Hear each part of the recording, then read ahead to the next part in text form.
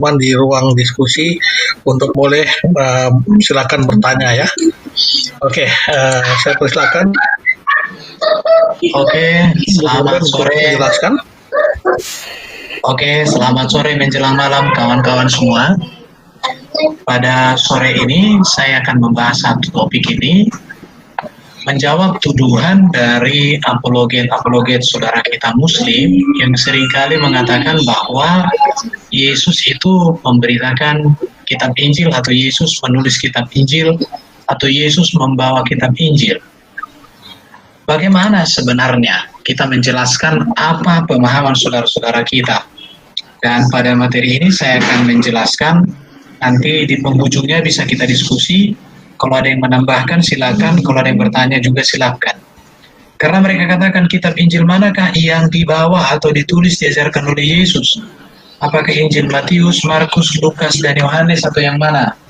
Itu seringkali kawan-kawan kita itu bertanya, tapi untuk menjawab hal itu, maka yang pertama yang harus saya sampaikan di sini adalah kita harus memahami dulu apa sih perbedaan Injil dengan kitab Injil. Kalau mereka tidak memahami beda arti Injil dengan kitab Injil, maka selamanya mereka bertanya dari ketidaktahuan mereka. Yang pertama kita bicara dulu tentang pengertian Injil. Injil itu dalam teks Yunani itu adalah evangelion, merupakan kata benda bentuk neuter singular akusatif yang artinya kabar baik. Jadi ketika Yesus memberitakan Injil, artinya Yesus memberitakan kabar baik atau Yesus memberitakan berita yang baik. Dalam bahasa Indonesia masa kini diterjemahkan kabar baik tentang bagaimana Allah memerintah sebagai Raja. Jadi itu sebenarnya pengertian dari Injil itu sendiri. Jadi, nanti kalau kita lihat apakah Injil sama dengan kitab Injil atau beda. Injil ini artinya undang-undang dasar dari kerajaan yang mengandung sumpah pengangkatan Sang Raja, Yesus, bahwa ia telah menyediakan dirinya untuk mengampuni, melindungi, dan menyelamatkan manusia atau yang menjadi warga kerajaan surga. Artinya di sini bahwa Injil itu artinya gini, Allah sudah mengutus firman menjadi manusia. Itulah Yesus, dan di dalam Yesus yang adalah firman yang menjadi manusia inilah Allah sudah tetapkan, Allah sudah berikan, Allah sudah menyediakan segala pengampunan untuk melindungi, pengampunan, menyelamatkan, membebaskan, memerdekakan manusia dari dosa, dari maut, dan ikatan iblis. Jadi kalau dari pengertian ini kita melihat arti Injil itu, artinya di sini berarti bahwa Yesus hadir, firman menjadi manusia untuk memberikan dirinya sebagai jalan pengampunan, memberikan dirinya sebagai yang melindungi, yang menyelamatkan manusia. Itulah sebenarnya pengertian daripada Injil itu. Tapi kalau saudara kita sana tidak memahami hal ini ya, baru Injil ini juga mengandung sumpah warga untuk setia, yaitu bahwa mereka menyediakan diri untuk mematuhi titah-titahnya dan hidup bagi kehormatannya. Artinya gini, Injil ini berbicara tentang Allah mengutus firman menjadi manusia, di dalam firman yang menjadi manusia itulah Yesus, Allah menetapkan keselamatan, pengampunan, hidup yang kekal bagi manusia. Dan manusia harus memberikan respon, memberikan sebuah janji untuk setia kepada Kristus yang sudah datang itu. Jadi inilah arti Injil. Jadi ketika dikatakan Yesus memberitakan Injil, artinya Yesus memberitakan kerajaan surga, keselamatan, hidup damai, sukacita, dan manusia dibutuhkan untuk merespon terhadap apa yang disampaikan, diajarkan, yang dibawakan oleh Yesus itu sendiri. Di situ Injil berarti Yesus Kristus telah mati bagi manusia yang berdosa, dan juga Yesus telah bangkit bagi manusia, dan Yesus juga akan naik ke surga menyediakan tempat bagi orang percaya, dan ini menjadi pengharapan bagi semua orang. Inilah pengertian Injil. Sedangkan kalau kitab Injil, kita lihat ya, perbedaan kitab Injil ini dengan Injil ini seringkali tidak dipahami oleh saudara-saudara Muslim, apologet Muslim, sehingga mereka mengatakan mana Injil yang diajarkan oleh Yesus, Matius, Markus, Lukas, atau Yohanes, atau ada Injil yang lain. Karena mereka tidak mengerti arti Injil dan kitab Injil. Kitab Injil ini adalah tulisan para rasul tentang karya penyelamatan Allah melalui firman yang menjadi manusia, itulah Yesus Kristus. Kalau Injil itu artinya Yesus datang, firman menjadi manusia, di dalam seluruh karyanya, di dalam seluruh ajarannya, di dalam seluruh apa yang diperbuat Yesus, manusia mendapatkan keselamatan, pengampunan, dan kemerdekaan atas dosa. Itulah Injil itu sendiri, dan manusia menerima hal itu. Yesus mati, bangkit, dan naik ke surga, itulah Injil. Itulah yang diberitahukan, diajarkan oleh Yesus. Kemudian, kitab Injil ini ditulis berbicara tentang apa yang dikerjakan, yang dilakukan oleh Yesus. Jadi dari sini harus dipahami oleh semua orang, apa sih perbedaan Injil dengan kitab Injil. Dan untuk saudara-saudara kita yang apologet muslim, ini perlu dipahami, supaya pertanyaannya cerdas, jangan pertanyaannya pertanyaan seperti orang yang tidak pernah sekolah, kan begitu. Baru kita lihat lagi, tulisan tersebut adalah ilham Roh Kudus kepada para rasul atas apa yang mereka saksikan, apa yang mereka dengar, bahkan terlibat dalam fakta tersebut. Jadi kitab Injil ini ditulis oleh para rasul, oleh ilham Roh Kudus, oleh pimpinan Roh Kudus yang diberikan, yang berdiam di dalam diri para rasul itu, berdasarkan apa yang mereka saksikan, apa yang mereka dengar, bahkan mereka terlibat di dalam apa yang dituliskan itu. Inilah arti Injil itu, sebenarnya kitab Injil. Jadi Injil dengan kitab Injil tidak bisa dipisahkan, tetapi beda artinya, beda maknanya di situ ya. Jadi berita tentang seluruh karya Allah melalui Yesus tersebut dituliskan, disebarkan, dan diajarkan oleh para rasul kepada orang percaya, dan ini menjadi sumber ajaran dan ketetapan bagi gereja yang percaya kepada Yesus sampai saat ini. Jadi kitab-kitab Injil yang dituliskan oleh para rasul ini pada dahulu itu disebarkan, diedarkan kepada semua gereja. Makanya ketika terjadi peristiwa kanonisasi, maka salah satu ketetapan kanon itu adalah yang diterima sebagai kitab yang sah adalah itu harus ditulis pada para rasul, atau ditulis pada zaman abad mula-mula, itu abad pertama. Kalau seperti Injil Thomas, Injil Barnabas, itu ditulis jauh setelah peristiwa daripada penulisan kitab Injil ini. Ini bagian dari kanon. Jadi dalam pengertian yang lebih populer adalah kitab Injil ini merujuk kepada keempat Injil kanonik, yaitu Matius, Markus, Lukas, dan Yohanes. Jadi di sini kita melihat artinya Injil dengan kitab Injil itu ada berbeda pengertiannya. Jadi kitab Injil adalah kitab yang ditulis oleh para rasul yang berbicara tentang Injil. Tetapi seringkali dipahami oleh saudara-saudara kita seberang bahwa Injil itu adalah kitab. Padahal kitab Injil itu isinya adalah Injil, tulisan para rasul tentang Injil. Jadi Injil yang sesungguhnya diimani orang Kristen bukan sebuah kitab semata. Tetapi Injil yang diyakini, yang diimani, yang diterima gereja sejak semula adalah berbicara tentang pribadi Yesus itu sendiri. Karyanya, perbuatannya, ajarannya, janjinya, rencananya, seluruh apa yang dikerjakan Yesus, itulah Injil. Sedangkan kitab Injil adalah tulisan para rasul tentang sang Injil itu sendiri. Seperti itu penjelasannya. Jadi kalau kita berbicara Yesus dan kitab Injil, ini perlu untuk diperhatikan atau dipahami. Yesus tidak pernah menerima kitab Injil yang diturunkan dari langit seperti pemahaman saudara muslim. Ini harus diyakini ya, harus diterima ini. Bahwa tidak pernah ada dalam sejarah gereja, Yesus itu menerima kitab Injil untuk diajarkan dan lain sebagainya, tidak pernah. Itu tidak dalam sejarah. Yesus juga tidak pernah menulis sebuah kitab untuk diajarkan atau diberikan kepada para murid atau siapapun. Jadi Yesus tidak pernah menerima kitab Injil atau gedebuk dari langit, tidak ada seperti itu. Yesus juga tidak pernah menulis sebuah kitab atau berapa kitab tentang kitab namanya kitab Injil, kemudian kitab Injil itu diberikan kepada para rasul atau kepada murid-muridnya atau kepada gereja, nggak pernah. Itu tidak ada dalam sejarah gereja. Baru, Yesus juga tidak pernah mengajar memakai kitab Injil yang tertulis dalam bentuk kitab atau perkamen. Jadi tidak pernah Yesus ketika pelayanan sekitar 3,5 tahun itu jalan kemana-mana bawa kitab suci, inilah kitab Injil dibaca untuk diajarkan, tidak pernah. Tidak ada ajaran dalam kekristenan yang demikian. Kitab Injil yang digunakan oleh gereja sejak semula adalah tulisan para murid atau tulisan para rasul, yaitu murid Yesus, di mana isi dari Injil ini berbicara tentang Yesus, termasuk biografi ya. Walaupun biografi Yesus dituliskan secara lengkap, mengapa?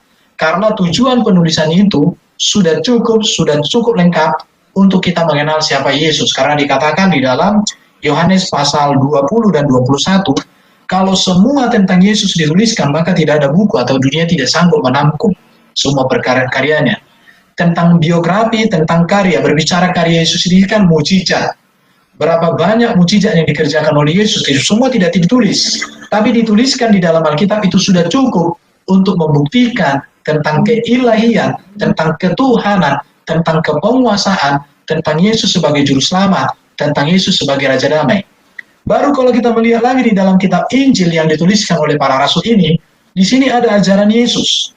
Ajaran Yesus tentang dirinya, tentang Bapa, tentang kekudusan, tentang Taurat, tentang kerajaan surga, tentang etika dan moral. Semua ada di dalam kitab Injil. Ya, jadi kitab Injil ini tulisan para rasul tentang ajaran-ajaran Yesus.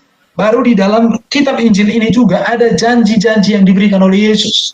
Baik janji kedatangannya, janji keselamatan, seluruh janji-janji yang diberikan oleh Yesus dituliskan oleh para rasul yang adalah murid Yesus untuk diajarkan atau disebarkan kepada gereja Tuhan.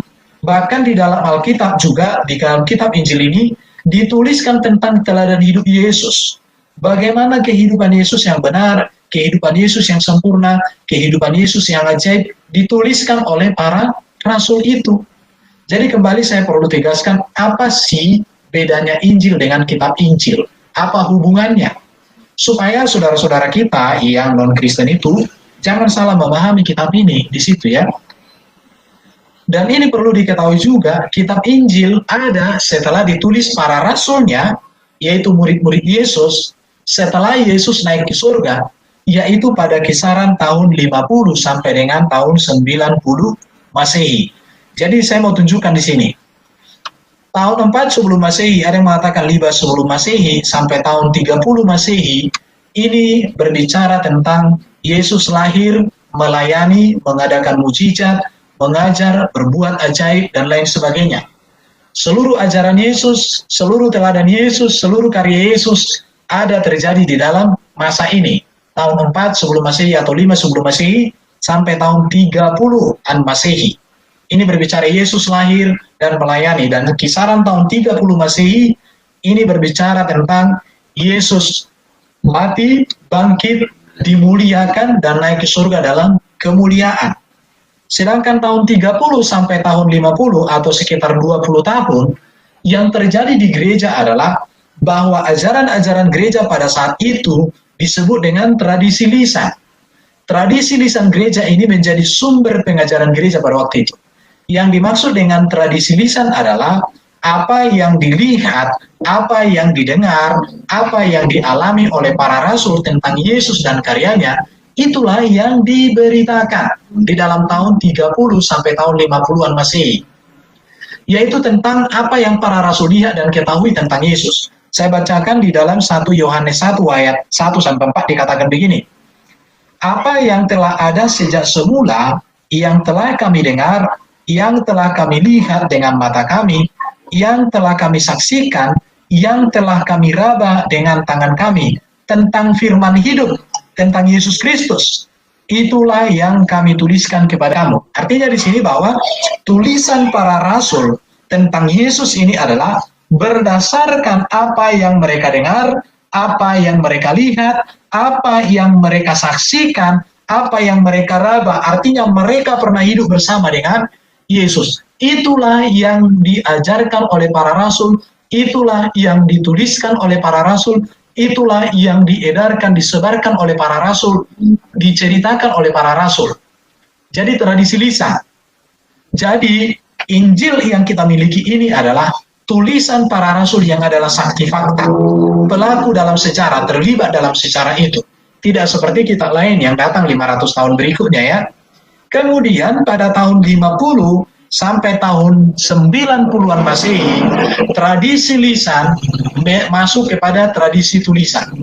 Jadi tahun 30 sampai sekitar tahun 50 Masehi itu tradisi lisan gereja.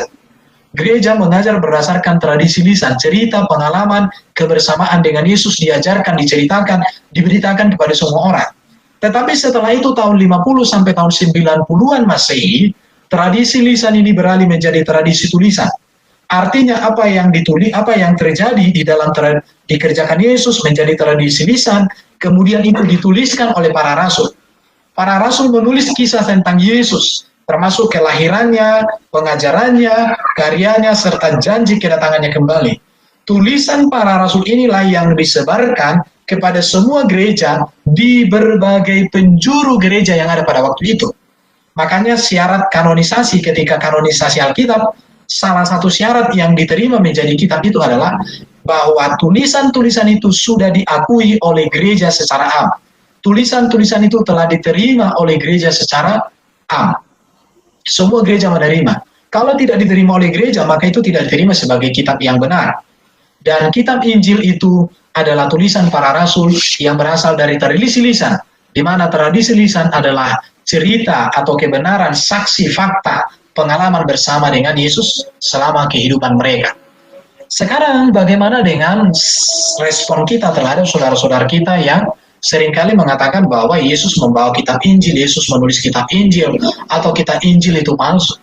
Saya katakan pernyataan-pernyataan itu mereka ambil dari kitab mereka yang bernama kitab Quran. Di mana kitab mereka ini kan datang baru pada tahun 610 sekitar sampai 632. Ya, dan kitab ini saya katakan tidak ada hubungan dengan Yesus, tidak hubungan dengan Allah kita yang kita panggil sebagai Bapa. Bahkan tidak ada hubungan dengan para rasul dan tidak ada hubungan dengan gereja mula-mula. Maka apapun yang dikatakan di dalam kitab ini, maka biarkanlah itu kitab mereka. Tetapi itu tidak bisa menjadi acuan untuk menilai, untuk memahami apa yang dimaksud di dalam Alkitab. Jadi jika Quran dengan Yesus dan para rasul dan gereja mula-mula, itu jaraknya 500 tahun, maka data yang disampaikan di dalam kitab ini, kita hargai itu sebagai kitab mereka. Tetapi ini tidak bisa untuk menilai, tidak bisa menjadi acuan dalam memahami ajaran iman Kristen. Mengapa? Karena kitab Injil sudah ditulis di kisaran tahun 50 sampai 90 Masehi, dan ini tulisan-tulisan para rasul ini bersumber dari tradisi lisan, yang mana tradisi lisan itu berbicara tentang apa yang dilihat para penulis, apa yang didengar oleh para penulis, bahkan apa yang dialami oleh para penulis bersama dengan Yesus Sang Juru Selamat itu. Di situ. Jadi, dari sini maka saya mengatakan bahwa Yesus di dalam Alkitab sangat berbeda dengan Isa di dalam kitab saudara kita. Sangat berbeda sekali. Maka saya katakan bahwa Yesus bukan Isa. Kalau Isa di dalam Quran pernah menulis kitab atau menerima kitab, sedangkan Yesus di dalam Alkitab tidak pernah menulis dan tidak pernah menerima kitab Injil. Jadi, memberitakan Injil Yesus di dalam Alkitab artinya itu bahwa pemberitaannya itu bahwa dia datang sebagai jalan keselamatan dan hidup yang kekal yang diutus oleh Allah, datang ke dunia firman menjadi manusia. Inilah Yesus di dalam Alkitab. Injil yang dimaksud adalah dirinya sendiri yang datang diutus oleh Bapa firman jadi manusia, dan di dalam seluruh karyanya, seluruh rencananya ada kebenaran, keselamatan, dan hidup. Itulah Injil itu. Dan itu sangat jelas. Tidak pernah menerima dan tidak pernah menulis kitab Injil yang diajarkan atau dibawa kemana-mana. Tidak pernah. Yesus di dalam Alkitab tidak pernah menulis kitab Injil, tidak pernah menerima kitab Injil. Memberitakan Injil artinya dirinya sendirilah sebagai jalan keselamatan dan hidup. Dan apa yang direncanakan oleh Bapa, program Bapa bagi dunia, diajarkan, dinyatakan oleh Yesus dalam pribadinya. Itulah Yesus di dalam Alkitab. Tetapi beda dengan apa yang ada di dalam saudara kita, di mana disebut mereka adalah Isa. Isa itu dikatakan memberitakan Injil, yaitu kitab yang diberikan Allah kepadanya, atau kitab yang dituliskan oleh Yesus, atau kitab yang diturunkan, atau bagaimana, terserah. Jadi dari sini saya katakan sangat berbeda sekali antara Yesus dalam Alkitab dengan Isa di dalam kitab saudara-saudara kita itu. Ya, menulis kitab yaitu kitab Injil tidak ada lagi sampai saat ini dan tidak diketahui bagaimana jejaknya. Kalau kita tanya sama mereka kitab Injil Isa di mana, mereka bilang nggak tahu di mana. Tapi kitab Injil kita yang ditulis oleh para rasul dari hasil mereka melihat, menyaksikan dan mengalami seluruh karya Yesus itu ada di sini. Itulah Yesus. ada di dalam kitab Injil. Jadi dari sini kita sudah bisa memahami tentang bahwa tuduhan atau respon dari saudara-saudara kita selama ini adalah respon atau tuduhan yang tidak memiliki dasar. Demikian Pak Emen yang bisa saya paparkan untuk materinya. Bisa kita lanjut untuk menambahi atau saling mengisi melalui tanya.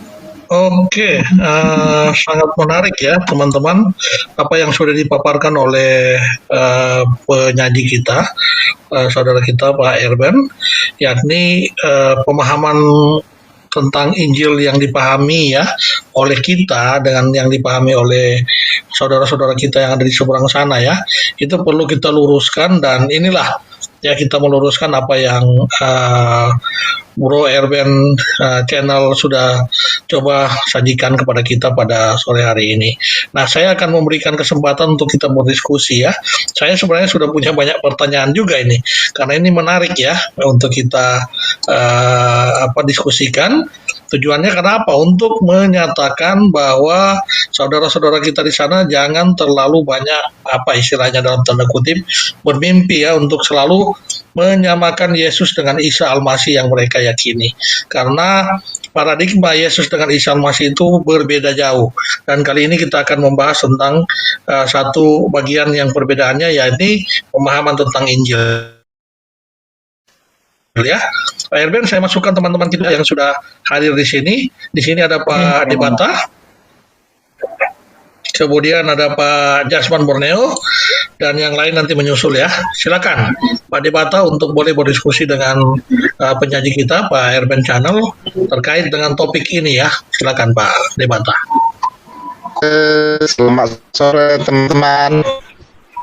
Oke, selamat sore Pak. Yang jelas suaranya ya. Oke, jelas. Oke. Nah, memang itulah topik yang putus-putus, yang lain dulu yang ini apa? Sudah. Ini sudah. Oke. Saya melihatnya memang itulah yang diajarkan yang terjadi akhir-akhir ini. Mereka itu sok tahu tentang kitab kita gitu loh. Jadi kalau lihat mereka berargumen apa itu, selalu masuk ke Injil atau ini Bible gitu. Nggak punya apa-apa mereka, tetapi mereka sok tahu. Pada waktu kita tanya, yang mereka tahu hanya ada satu yang palsu, ada yang gitu. Karena penjelasannya kan udah jelas bahwa kita itu berantai hidup gitu. Pada waktu murid-muridnya masih sama itu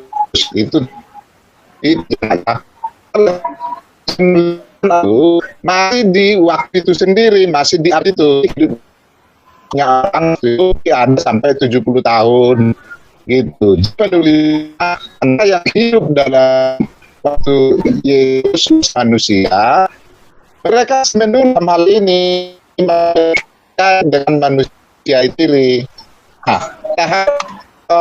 Kita lihat keterkaitannya, kalau misalnya mereka mengatakan setelah Muhammad 200 tahun kemudian, jadi rantai bukan suci itu.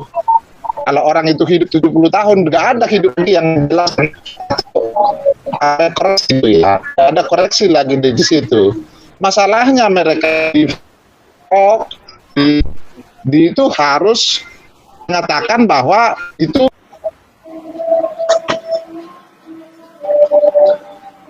sepertinya signal Pak Debata itu sedang bermasalah Pak ya. Tapi Bapak sudah nangkap nggak kira-kira apa yang ingin disampaikan oleh Pak Debata? Apa yang disampaikan oleh Pak Debata itu sebenarnya melengkapi apa yang kita sampaikan tadi Pak Bro. Jadi sebenarnya ya saling melengkapi. Jadi boleh bukan pertanyaan. Aja Pak, karena sinyal Pak Debata tadi sepertinya ada masalah. Silakan Pak. Oh ini Pak Debata udah masuk. Nah, Pak Debata, Pak Erben sudah semua seperti ini akhirnya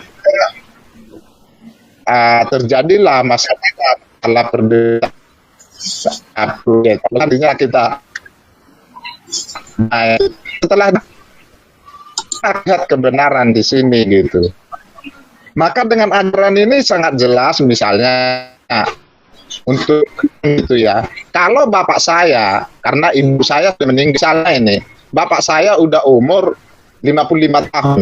Tetapi dia mengawini anak kecil, saya sendiri mengatakan itu boleh, sudah melanggar gitu ya. Tetapi bagi mereka ini suci gitu. Nah, hal ini jadi masalah. Kenapa kita mengatakan ini suci yang seperti ini gitu? Nah, itu satu hal yang yang nggak bisa kita jelaskan gitu. Iya, Pak Debata, suara Bapak putus-putus. Tadi Pak Erben sudah menangkap apa yang Bapak ingin sampaikan.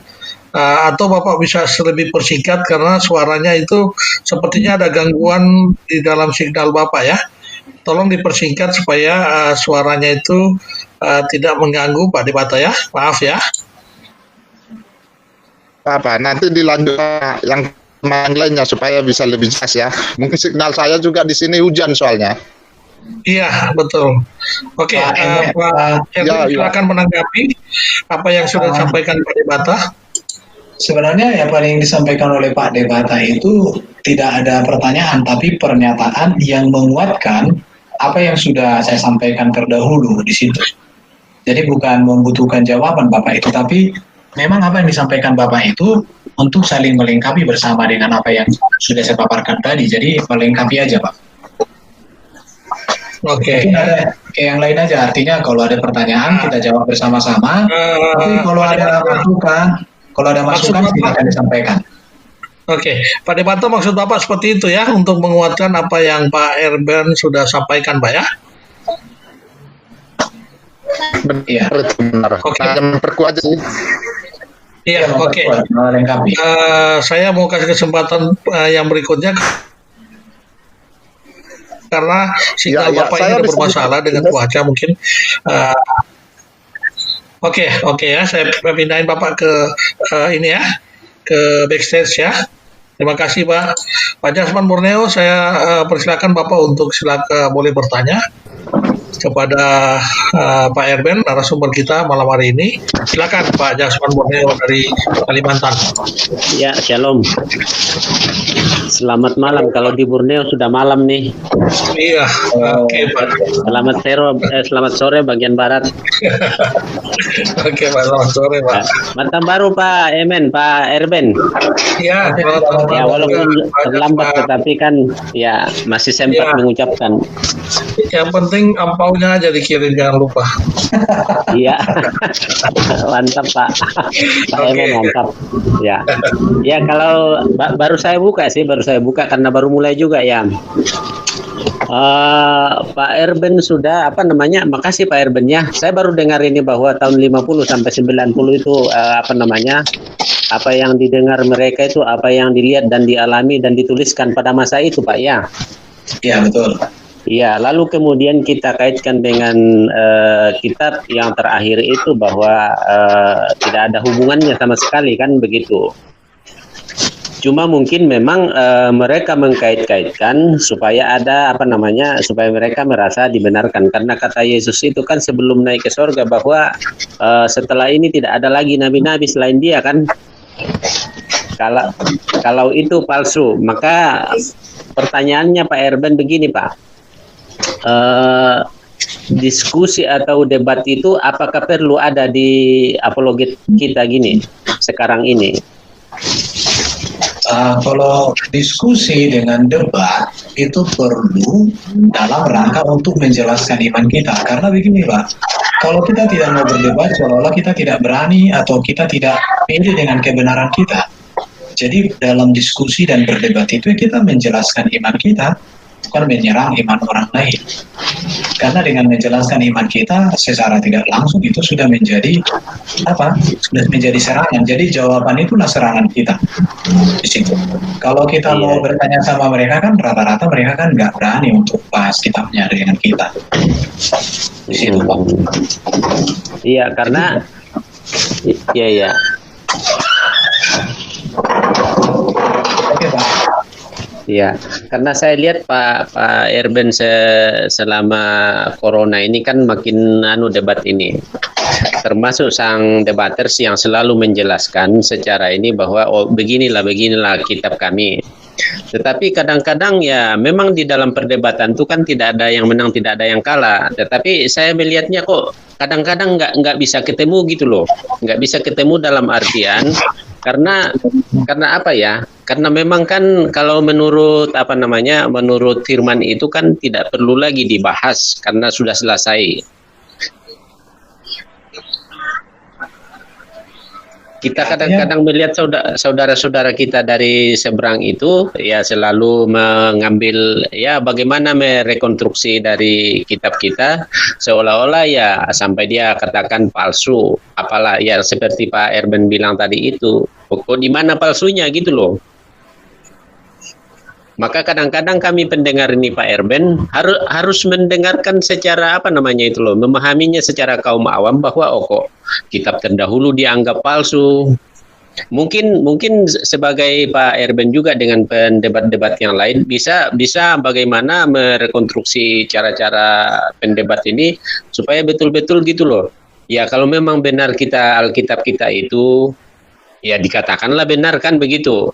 Tetapi kadang-kadang saya melihat mereka itu ya emosi saja yang ditunjukkan. Itu loh Pak. Artinya kan makanya saya bilang Pak di dalam kitab Petrus itu ya, kita harus memberikan pertanggungjawaban iman kita kepada semua orang. Di hadapan siapapun kita harus mempertanggungjawabkan ajaran kita bahwa memang ajaran iman kekristenan itu ajaran yang benar. Terserah mereka mau menuduh apapun yang mereka mau bilang sama dengan kita, tapi yang pasti kan iman kita tidak seperti.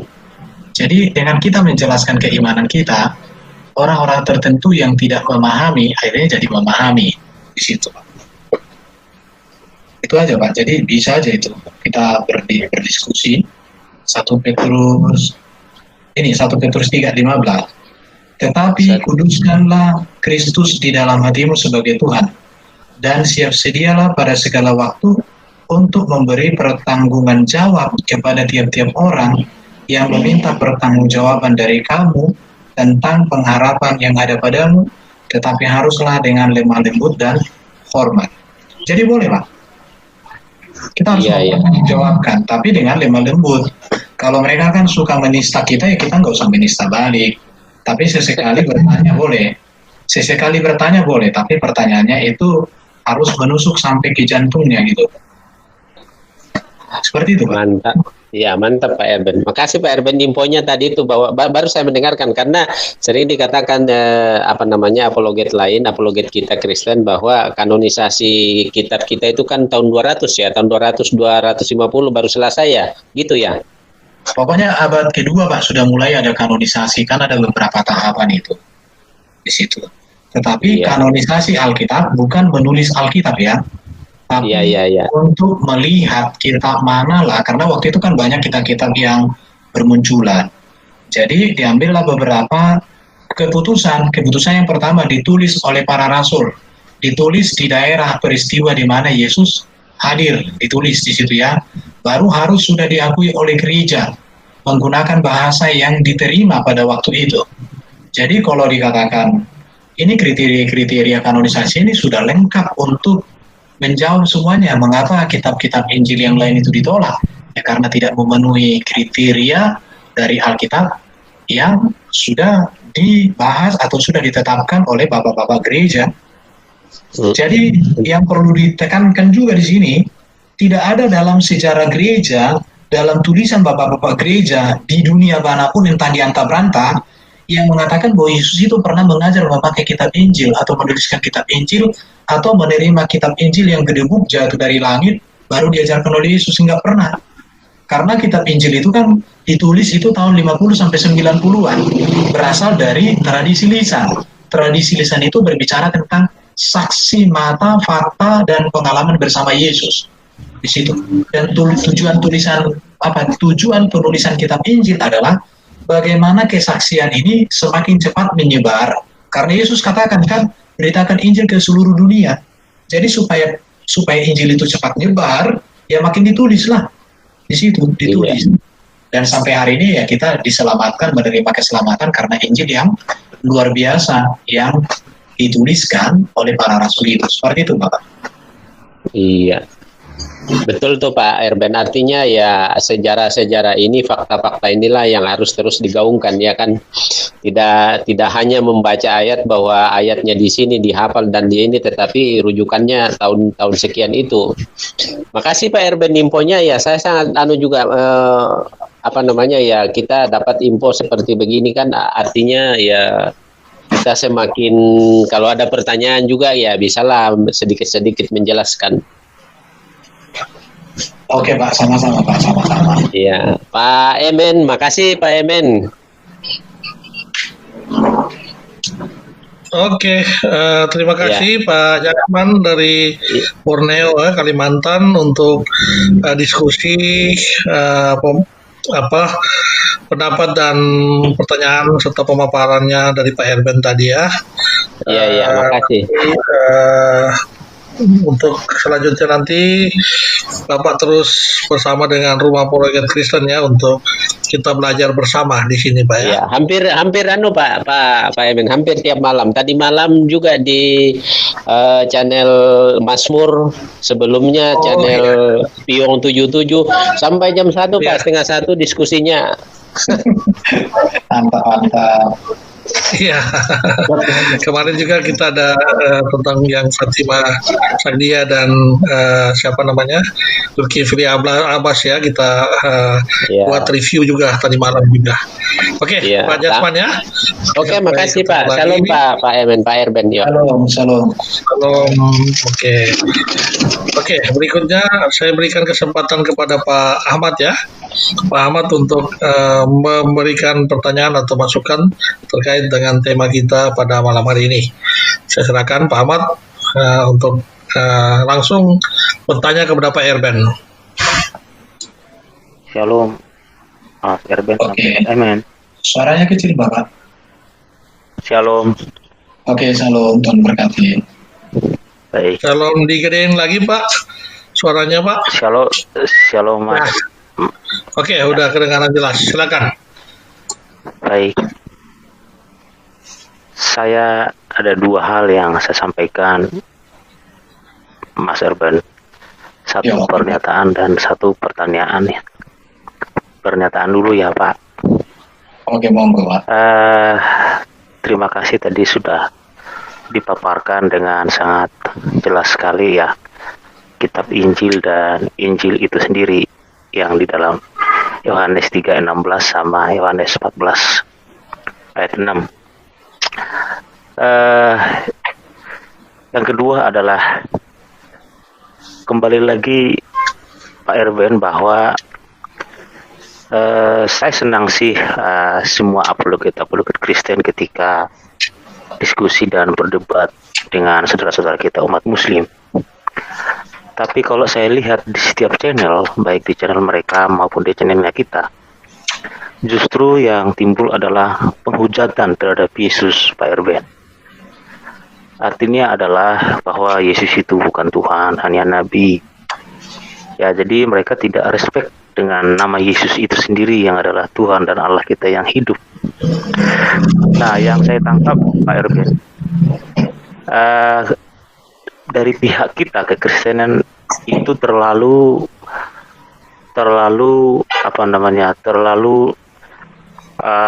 menjaga ya, seperti yang Bapak sampaikan tadi, bahwa kita harus menyampaikan dengan kasih, dengan tulus, dengan lemah lembut. Tetapi terkadang juga kalau saya lihat di dalam kitab Matius 7 ayat 6, saya bacakan ya Pak. Jangan kamu memberikan barang yang kudus kepada anjing, dan jangan kamu melemparkan mutiara kepada babi, supaya jangan diinjak-injaknya dengan kakinya, lalu ia berbalik mengoyak kamu. Jadi kalau saya baca di dalam Injil Matius ini, ketika apologet Kristen memberikan kebenaran dan pengajaran dan Injil itu sendiri kepada mereka seperti ini Pak, perumpamaan ini. Jadi seperti kita melemparkan mutiara kepada babi Pak. Ya, saya pikir Bapak sudah mengerti artinya. Ini dalam ya artinya ya. Jadi mereka pasti menolak dan menolak dan menolak ketuhanan Yesus itu. Karena mereka memang tidak mengerti akan kebenaran dan mereka tidak dijamah oleh Roh Kudus itu sendiri sehingga mereka dibutakan gitu ya Pak. Nah, masukkan saja Pak Emen dan Pak Erben juga. Boleh kita sedikit agak ya pendekatannya mungkin agak soft power ya. Tapi terkadang kita juga bisa memberikan statement yang firman-firman seperti ini Pak. Bahwa memang firman Tuhan itu dan Injil adalah Kristus itu sendiri, bahwa dia seperti pedang, seperti yang Bapak sampaikan tadi, pedang bermata dua yang memisahkan jiwa dengan roh, gitu ya Pak ya, supaya mereka bisa mengerti akan kebenaran itu sendiri. Jadi dalam tanda kutip saya lihat apologet Kristen itu terlalu menjaga gitu ya Pak semua tutur kata dan sebagaimana ya. Tapi kalau mereka ke kita sembrono mengatakan ini itu penghujatan, menista gitu ya Pak ya, mengatakan ini mengatakan itu ya Pak. Secara manusia terkadang kedagingan kita itu terkoyak Pak, karena Tuhan kita dikatakan ini itu gitu ya, tersalib seperti apa di tiang jemuran gitu ya. Terkadang kita juga sebagai manusia tentu kedagingan itu ada gitu ya, tapi kita bersyukur roh Allah yang ada di dalam pribadi kita yang membuat kita, oh itulah pikul salib yang harus kita pikul. Dan saya sangat bersyukur boleh sore hari ini bisa bergabung dengan Pak Erben dan Pak Emen. Nah, dan bagaimana tanggapan Pak Erben menikapi di dalam perdebatan dan diskusi dengan mereka, supaya kita juga bisa lebih pendekatannya sedikit agak lebih menusuk gitu Pak ya, tapi tetap di dalam kasih Tuhan, supaya mereka tidak menista gitu ya, bahwa Injil itu palsu, itu penistaan Pak. Coba kalau misalnya kita sampaikan kepada saudara-saudara kita yang kita kasihi itu, bahwa Al-Quran itu palsu, mereka akan luar biasa itu Pak. Tapi kalau mereka berkata Injil dan Alkitab itu palsu, itu sudah hal biasa di dalam perdebatan. Tapi ketika kita tidak berani mengatakan bahwa memang Muhammad itu nabi palsu, coba kalau di dalam perdebatan, menurut saya hal-hal resmi di dalam perdebatan tidak apa-apa kita sampaikan. Memang ada di dalam kitab Injil.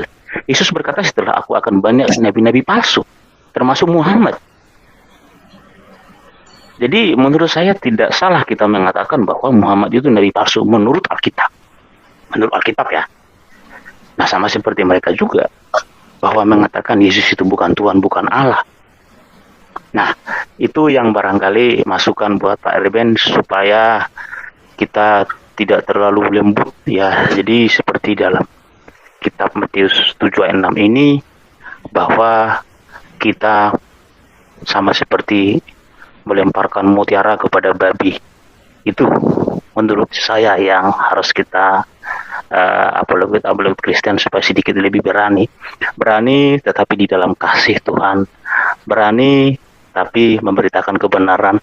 Menurut saya di dalam hal yang resmi, bukan kita menistakan menurut saya, tapi Alkitab berkata memang benar ya. Jadi Muhammad adalah nabi palsu ya. Kalau mereka berkata Injil itu Injil palsu, ketika kita bertanya balik Injil yang mana yang asli, mana yang dirubah, mereka tidak bisa berkata-kata apa-apa.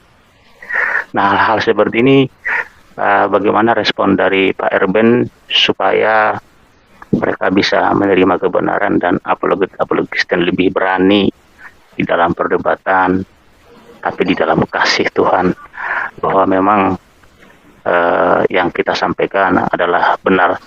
Itu yang mungkin saya sampaikan. Mohon maaf kalau ada tutur kata, perkataan yang salah Pak Emen dan Pak Erben. Tuhan Yesus memberkati. Saya tutup satu ayat Pak. Saya bacakan ya Pak. Boleh? Monggo. Wahyu 1 ayat 8. Yesus berkata, aku adalah Alfa dan Omega, firman Tuhan Allah, yang ada dan yang sudah ada, dan yang akan datang. yang maha kuasa. Itu luar biasa. Jadi Yesus itu yang maha kuasa. Hanya Allah dan Tuhan pencipta langit dan bumi lah, pencipta alam semesta yang maha kuasa. Sesuai dengan kitab Wahyu pasal 1 ayat 8, Yesus berkata, "Aku adalah yang maha kuasa." Itu saja Pak Erben. Tuhan Yesus memberkati Bapak berdua, diberkati channel Pak Erben dan juga Apologet Kristen ini juga. Shalom Pak. Oke Pak, jadi boleh saya tanggapi Pak Emen? Silakan Pak. Jadi begini ya, betul yang disampaikan Bapak tadi, jangan kita membuang mutiara dan ini kepada B1 dan B2 kan begitu. Tapi saya teringat dengan Firaun dan Musa ya. Kita tahu berapa kali Firaun itu sudah menentang Musa, menolak Musa. Sampai puluhan kali. Tapi akhirnya apa yang terjadi dengan Firaun? Dia mati dalam kekerasan hatinya. Memang dia akhirnya melihat banyak mujizat yang dikerjakan Tuhan melalui Musa. Tapi tak satu pun mujizat itu mengubah hidupnya. Karena memang kenapa? Karena dia dikeraskan Tuhan hatinya, karena dia mengeraskan hati sampai akhirnya dia binasa dalam kekerasan hatinya. Jadi saya mengatakan begini, kita perlu beritakan kepada mereka menghujat, beritakan aja Injil terus. Sampai mereka sempurna dengan hujatannya dan benar mati di dalam hujatannya itu. Jadi hujatannya itulah yang membawa mereka kepada kematian mereka. Kalau kita ibaratnya terlalu keras, ya memang serba repot ya. Undang-undang, tahu ya, undang-undang IT, undang-undang penistaan dan lain sebagainya macam. Tapi selama masih memiliki hak jawab atau hak untuk menjelaskan, saya pikir kita juga nggak boleh diam diri. Dan kita, ya kalau kita, memang ada juga dikatakan ya, orang yang 2-3 kali kau nasihati, jangan kau anggap aja dia orang bodoh artinya. Tapi kan kalau kita diamkan juga mereka seperti tim Graham Wallace ngomong Injil nggak jelas, ngomong Yesus nggak jelas, kita biarkan mereka. Kalau kita tidak jawab mereka, maka orang lain yang mendengar itu merasa bahwa mereka benar. Tapi kalau kita masuk ke sana memberikan penjelasan, memberikan pemahaman, memberikan pengajaran bahwa iman Kristen seperti ini, maka pendengar itu mendengar dua informasi untuk dibandingkan. Itu tujuan kita.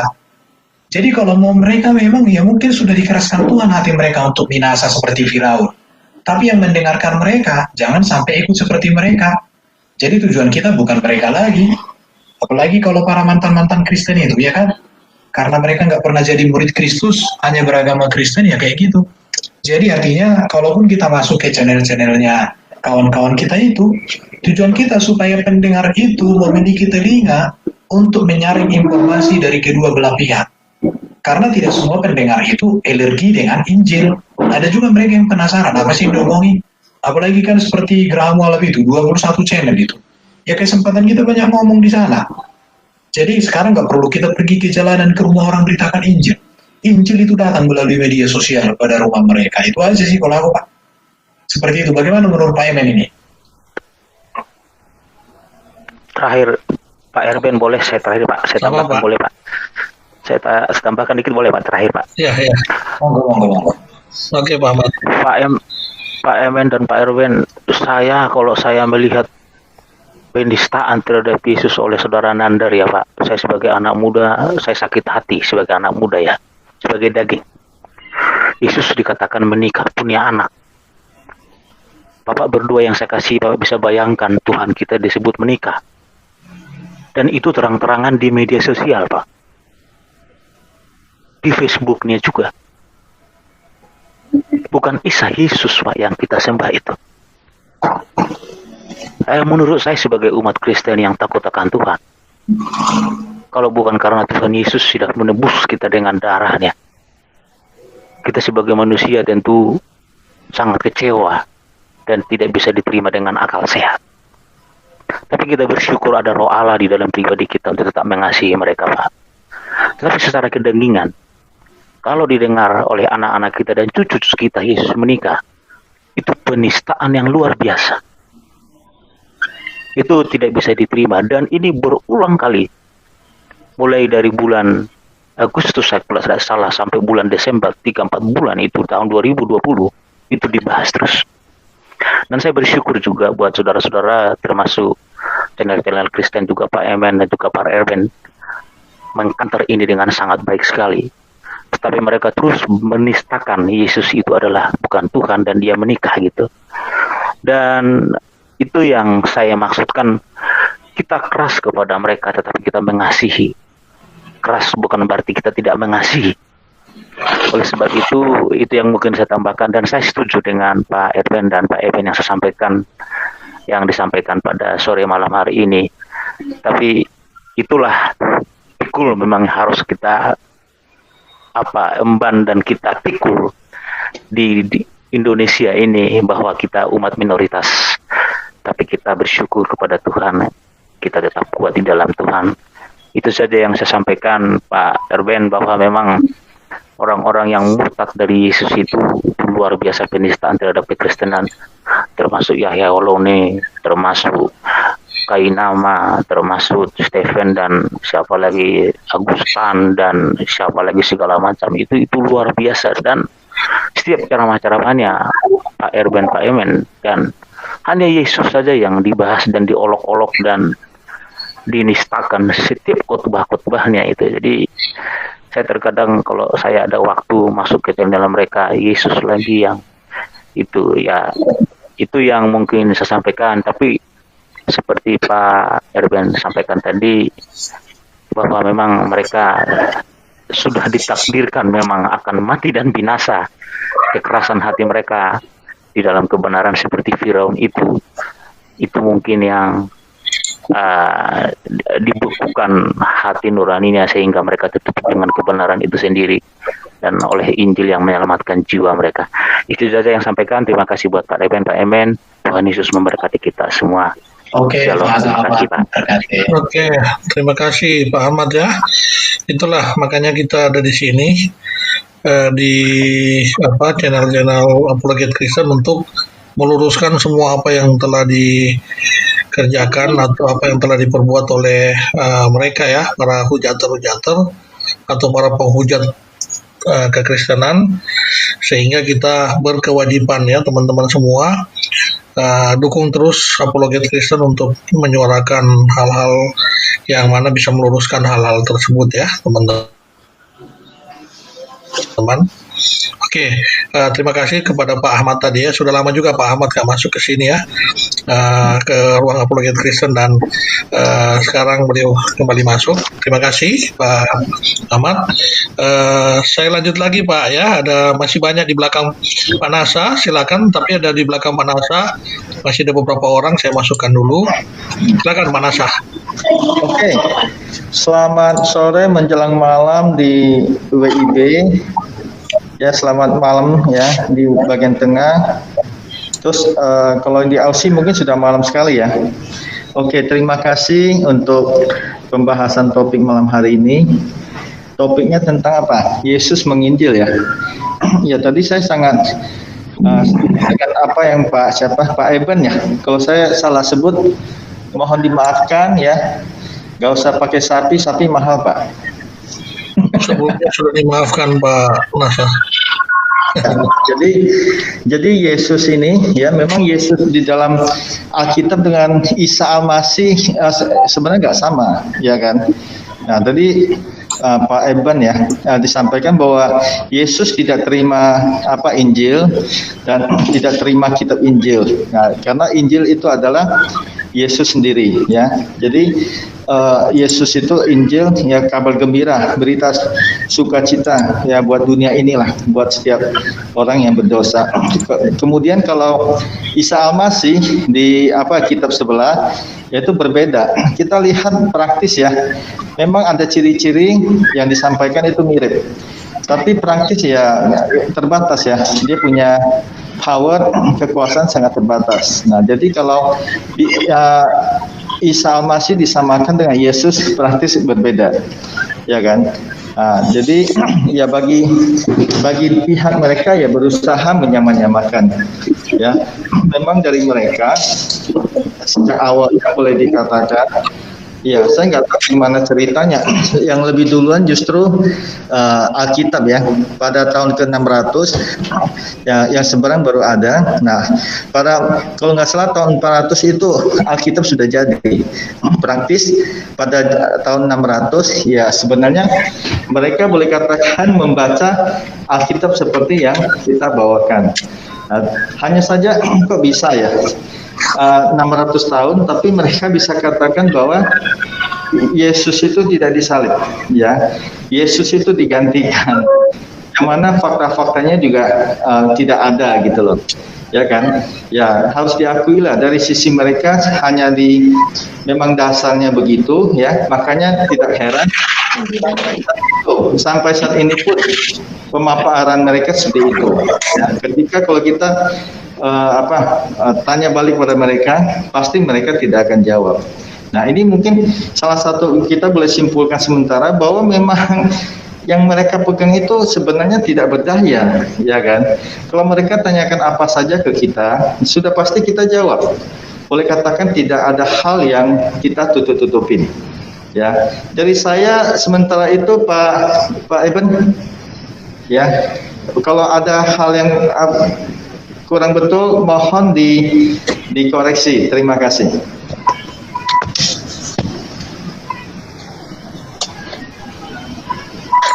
Silakan Pak Erben menanggapi. Oke Pak, jadi kalau Alkitab kita ini kan sebenarnya sudah ditulis komplit tahun 50 sampai tahun 90-an Masehi Pak. 250 itu atau 400 yang Bapak sebutkan itu sebenarnya kanonisasi. Jadi kanonisasi itu bukan penulisan Alkitab ulang, tetapi untuk memutuskan kitab-kitab manakah yang sesuai dengan ajaran Yesus. Karena pada waktu itu kan ada banyak bermunculan ajaran-ajaran. Makanya pada waktu kanon itu ada beberapa kriteria yang dibuat.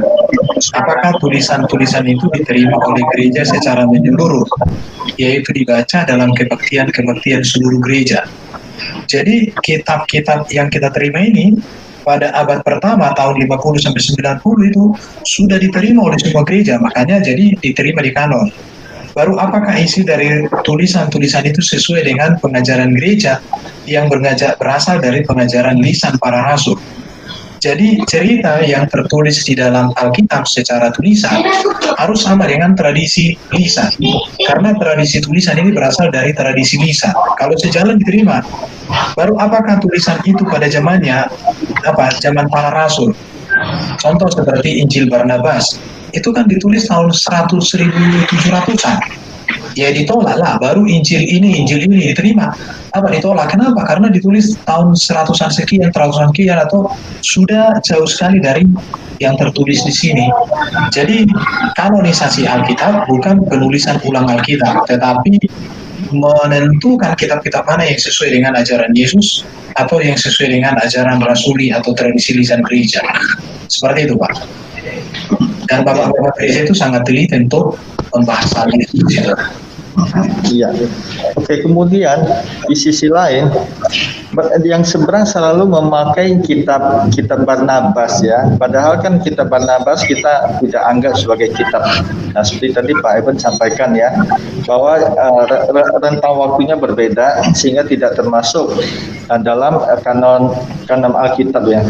Nah, ini yang mereka memaksakan diri memakai kitab Barnabas ya, dan itu mereka anggap sebagai pegangan mereka ya, sehingga itulah senjata buat mereka untuk memojokkan ya, ibarat memojokkan iman kekristenan kita Pak Eben ya. Nah, dari hal ini kira-kira respon apa yang mesti kita lakukan sebagai orang yang percaya pada Alkitab secara utuh. Terima kasih.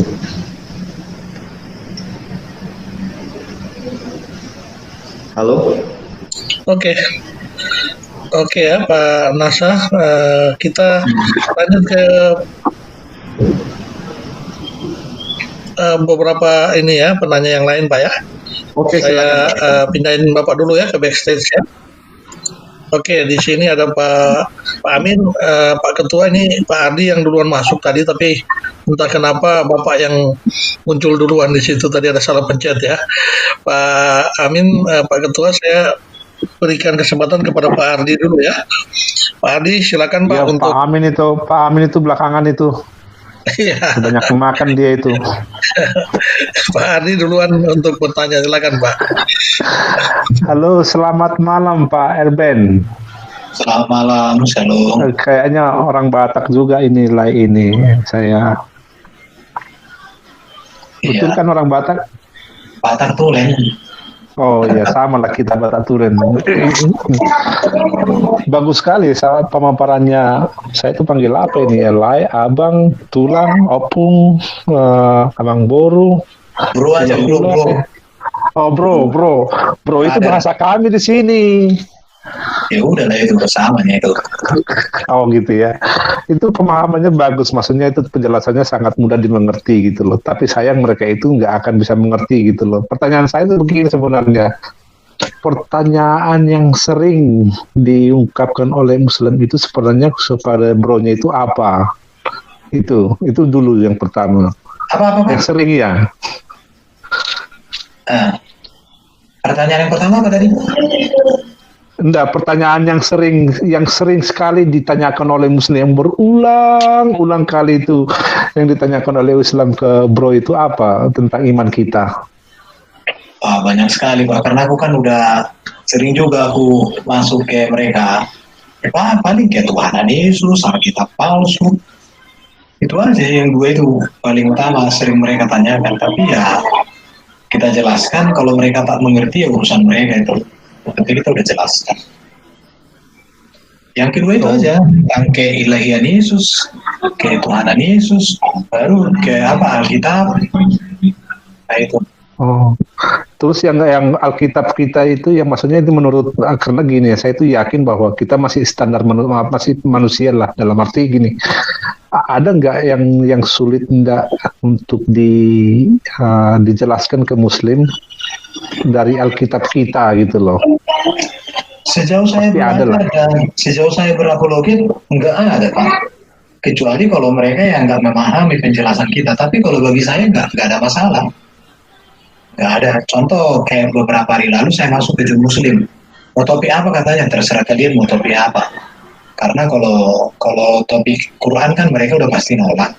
Kalau topik Alkitab mereka selalu itu yang mereka bahas. Kalau topik Quran kan mereka nggak pernah berani. Betul.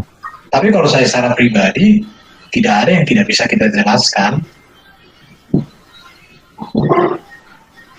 Kalau saya sih, kalau ditanya kalau bahasa Yunani, bahasa Ibrani, saya nggak akan tahu saya, karena itu bukan bahasa saya gitu. Di situ maklum aja gitu. Kalau bahasa Ibrani, bahasa Yunani kan sekarang Pak bisa kita atasi dengan aplikasi kan. Ya ini gitu cara bacanya ada di situ, artinya ada di situ. Yang penting mengerti bahasa Inggris saja. Orang-orang yang pintar bahasa Inggris ini bahasa Yunaninya. Jadi artinya gini, orang bisa bahasa Arab, baca bahasa Yunani atau bahasa Ibrani, belum tentu dia mengerti, kan ada lagi Parsi. Kalau bahasa Yunaninya kan ada sintaksnya. Bisa dia baca, tapi kalau nggak tahu sintaksnya ya sama wae. Karena di sintaksnya itu intinya kan. Iya. Bahasa Ibrani juga di Parsinya itu ya, di situ dia. Kalau menurut saya sih, kalau apologet Islam itu yang selama ini yang saya pelajari itu cuma gitu-gitu aja, kan pemikirannya nggak ada berkembang gitu loh.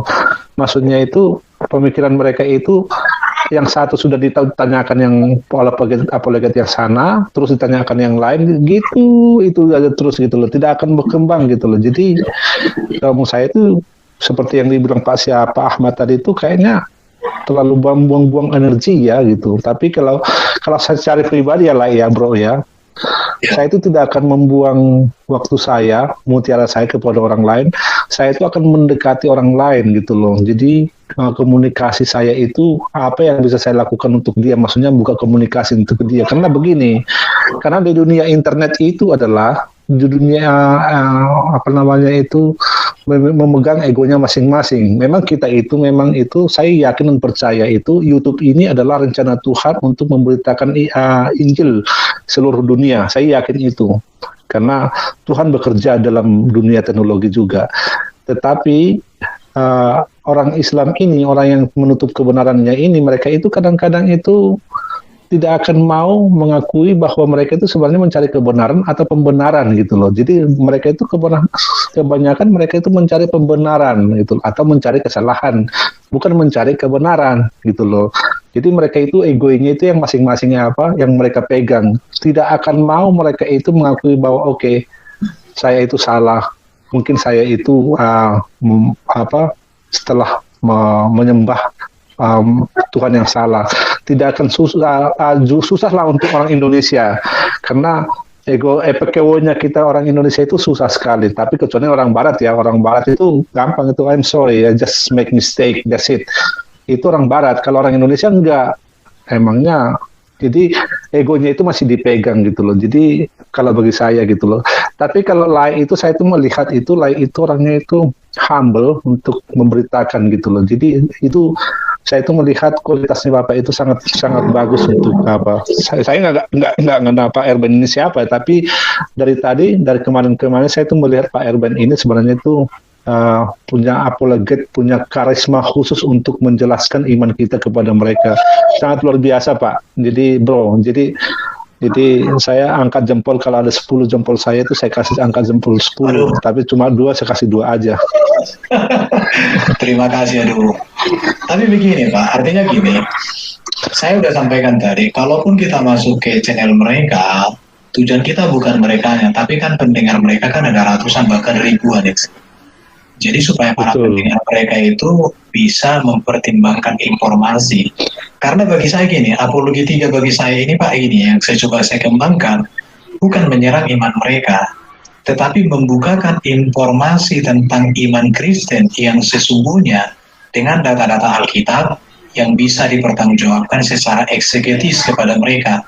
Sehingga orang yang melihat, maka mereka menimbang yang manakah penjelasan, yang manakah yang benar, yang manakah ini. Jadi kembali kepada orang, karena Yesus mengatakan kita memberitakan Injil, bukan memaksa orang untuk percaya Injil, tapi memberitakan dengan semangat kasih kepada Tuhan dan kasih kepada mereka.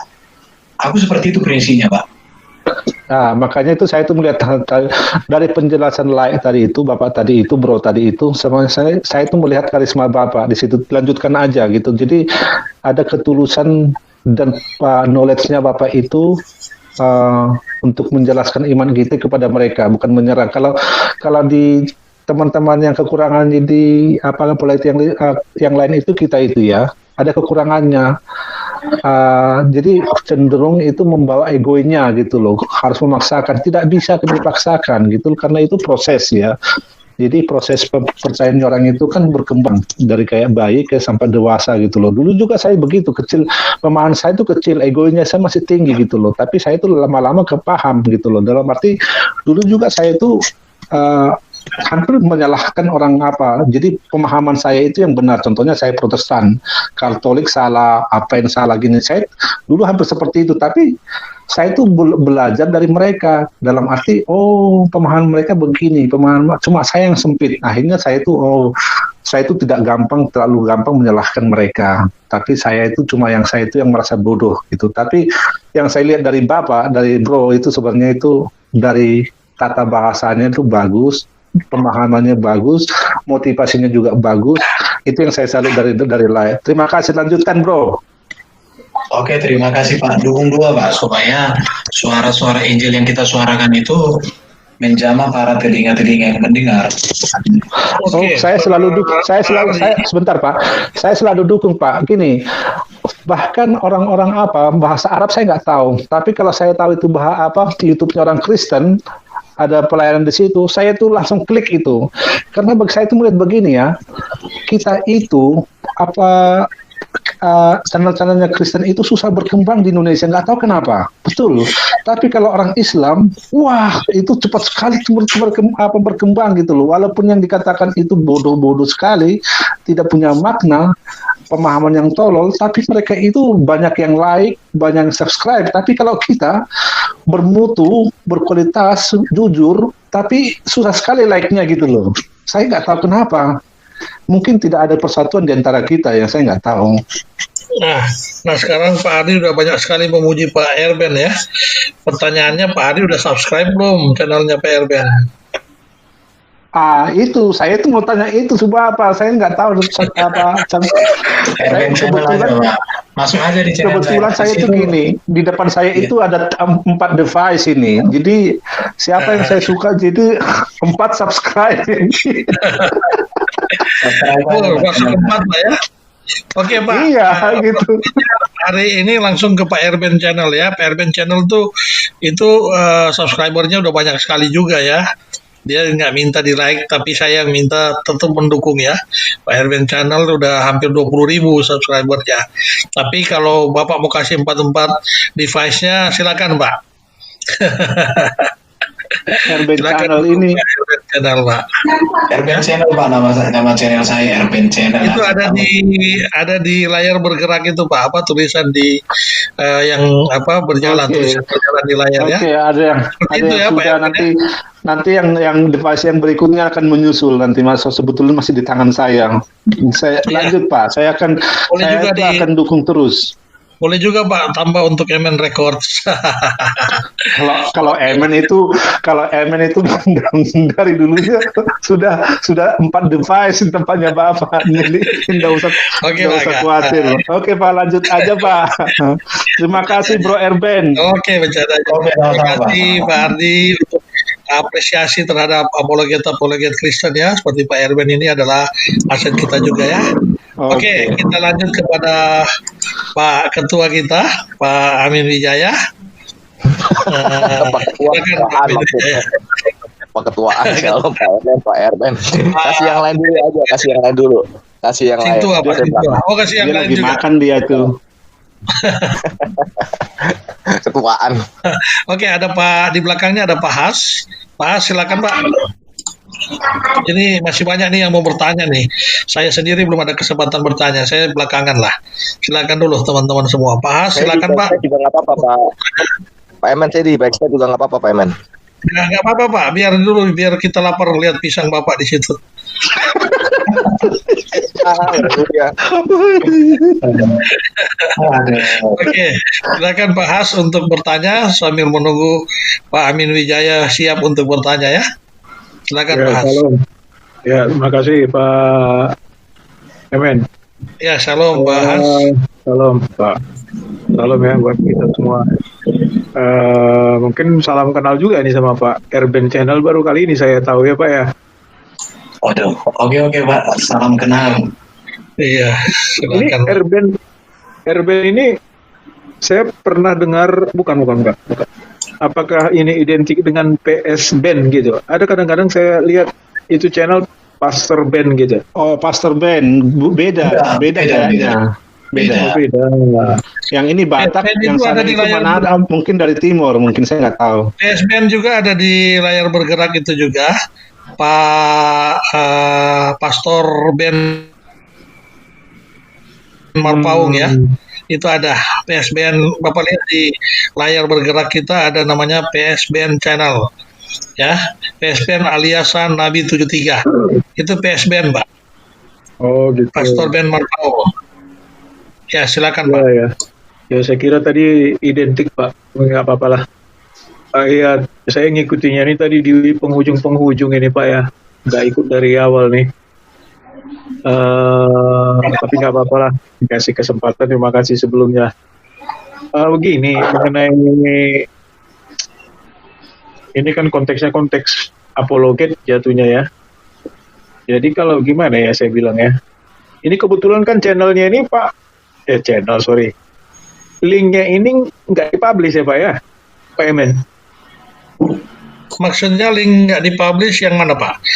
Terkait yang sekarang ini linknya nggak dipublish Pak ya, kecuali lewat saya terima ini dari WA, ada, saya bisa buka. ada, tetapi saya tadi sempat publishnya itu baru ada waktu pas mau mulai baru di publishkan ya. Jadi 5 menit sebelum mulai baru dipublish. Sebelumnya memang Pak Erben sudah rencana dari tadi siang ya, cuman karena tadi saya banyak waktu di jalan juga, sehingga belum sempat publish tadi waktu setelah siang Pak Erben kita merencanakan ini. Jadi 5 menit sebelum ini baru kita sempat publish tadi Pak. Tapi nggak apa-apa lah, walaupun sudah terlambat publish, tapi puji Tuhan udah berjalan dengan baik. Saat ini juga penontonnya juga cukup banyak ya, untuk kapasitas penonton yang ada di RAK. Jadi silakan Pak Has. Ya, jadi tadi saya ambil, saya kan ada ngambil 2 nih, jadi saya ada klik 2 nih. Yang pertama saya klik YouTube, ini via WA Pak ya. Saya klik di situ. Terus mau join ke link, saya lihat di live chat nggak ada. Saya coba scroll ke awal acara, nggak ketemu juga. Wah, kemana ini saya pikir. Lalu saya cobalah beberapa link yang ada di WA sebelum YouTube, gambar YouTube yang terakhir itu kan. Baru dia kena kan, baru dia kena kemarin nih. Gitu. Iya, oke. Jadi, ini linknya saya pikir. Itu makanya tadi saya bilang, ini mungkin nggak dipublish atau gimana, ya nggak apa-apa lah, nggak masalah gitu loh Pak. Iya, jadi mengenai apa ini, Yesus menggambarkan Injil yang mana, kan gitu, menjawab Islam. Jadi karena ada connectingnya nih ke Islam Pak, memang cocok memang kalau Muslim itu juga hadir ya. Paling bagus sebenarnya hadir mereka. Kalau bisa dipublish lebih bagus, sangat lebih baik ya, karena nanti mereka akan bertanya lewat channel ini, lewat ya, dengan bertanya ya, kita semua gabung tentu kan, kita bisa nanti mensupport kan gitu kan, satu sama lain. Jadi untuk memudahkan penyampaian kabar baik ini, karena memang di satu sisi mereka ada 2 kan, mereka posisi status sebagai Farisi, ingin nyobain. Satu lagi memang pengen tahu. Kalau Farisi udah jelas lah Pak ya. Mereka mau pingin pembenaran dibenarkan atau mencobai kan gitu ukurannya. Nah tinggal lagi nggak apa-apa. Karena Injil itu baik atau tidak baik, keadaannya harus diberitakan kan gitu kan. Nah ini baik tidak baik apanya, orangnya kah? Ya boleh. Medianya kah boleh, keadaannya kah boleh, mau hujan, mau petir, mau badai, mau situasi debat, mau apa, Injil harus diberitakan kan gitu kan, baik atau tidak baik keadaannya, Injil harus diberitakan, nah, kan gitu. Nah jadi kalau di internal kita ini mungkin kita bisa seputar pendalaman aja lah, saya kira ya, pendalaman jatuhnya. Nah itu makanya kalau bisa, kalau memang menyangkut mereka, bukan menyangkut mereka, kalau bisa setiap buka link gitu kan Pak, kalau bisa dipublish gitu, supaya kayak kemarin masuk Bang Nong, nggak apa-apa, dengan segala kelemahan kekurangannya kita sambut aja dulu dengan baik, supaya kita ajari mereka berlogika yang sederhana, cara jawabnya sederhana, jangan terlalu Alkitabiah, mungkin nggak nyambung, ya jelas nggak nyambung lah, Alkitab udah nubuatkan kan rohnya belum ada roh Kristusnya ya, bakalan nggak nyambung sampai kapanpun, sampai kiamat nggak nyambung Pak, kecuali Kristus sudah memilih mereka, membuka menyentuh rohnya, dikit aja disentuh rohnya, mereka langsung kebuka itu, kalau belum sentuh belum. Kalau saya ya berpandangan seperti itu sebabnya seringkali kita berdebat mau gimana pun, ya itulah selubung itu tadi, mereka masih terselubung, nggak ngerti ya, bandel, nakal, mau pembenaran dan segala macam. Nah itu. Nah jadi saya cuma mau menyampaikan Pak, kalau bisa nggak apa-apa, kita buka aja lebar-lebar gitu kan, kita publish channelnya, mereka masuk. Nah kalau bisa kita semua teman-teman semua masuk juga ke dalam. Disitulah saat-saatnya nanti ketika dia bertanya, terus mungkin host atau menjawab, yang lain mungkin menjawab. Nah di situ pula saat-saat kitanya balik nanya dia dengan banyak ayat-ayat yang di Al-Quran itu kan, yang mengenai kejanggalan semua situ. Nah baliklah di situ kita tanya dia. Ya kira-kira gitu Pak. Bapak sih sudah kita pahami, bahas. Iya, Pak As, maksud Bapak kita pahami. Hanya sayang kemarin setelah ada debat dengan ini juga ada seperti apa ya arahan ya dari ada beberapa apologet Muslim kayak Umi siapa namanya Umi Dini ya melarang orang-orang Muslim masuk ke channel-channel Kristen katanya. Ya kita juga nggak tahu lah ya seperti apa nanti efeknya. Tetapi itu kita bukan hal yang utama bagi kita. Iya, nggak apa-apa, Pak. Walaupun mereka melarang, Bagi kita adalah bagaimana kita juga menguatkan iman dan ini. Nah, iya. kita nggak ada masalah buat kita seperti malam hari ini kita bersyukur Pak Erben mau untuk memberikan paparan ya. Maksudnya adalah tujuannya adalah untuk menguatkan kita seperti itu Pak ya. Nggak harus ya mereka mau nonton terserah. Mereka nonton atau tidak nanti biarkan Tuhan yang bekerja nanti seperti itu ya. Jadi kita tetap di channel Rumah Apologet Kristen ini kita membahas semua Pak ya. Nanti tidak hanya juga masalah tentang Quran, tetapi juga masalah di kita membahas juga ayat-ayat Alkitab dan juga ada banyak juga nanti ada terkait dengan ini ya diakonia atau pelayanan seperti yang kemarin ada channel Iberto Channel, ada Ibu Ika Heni yang mana mereka menunjukkan pelayanan langsung kepada masyarakat ya, langsung kepada orang-orang yang terpinggirkan seperti itu Pak. Ya Pak ya, itu mungkin bahas yang mungkin kita bisa tanggapi. Ke Pak Erben sendiri ada yang Bapak mau khusus bertanya?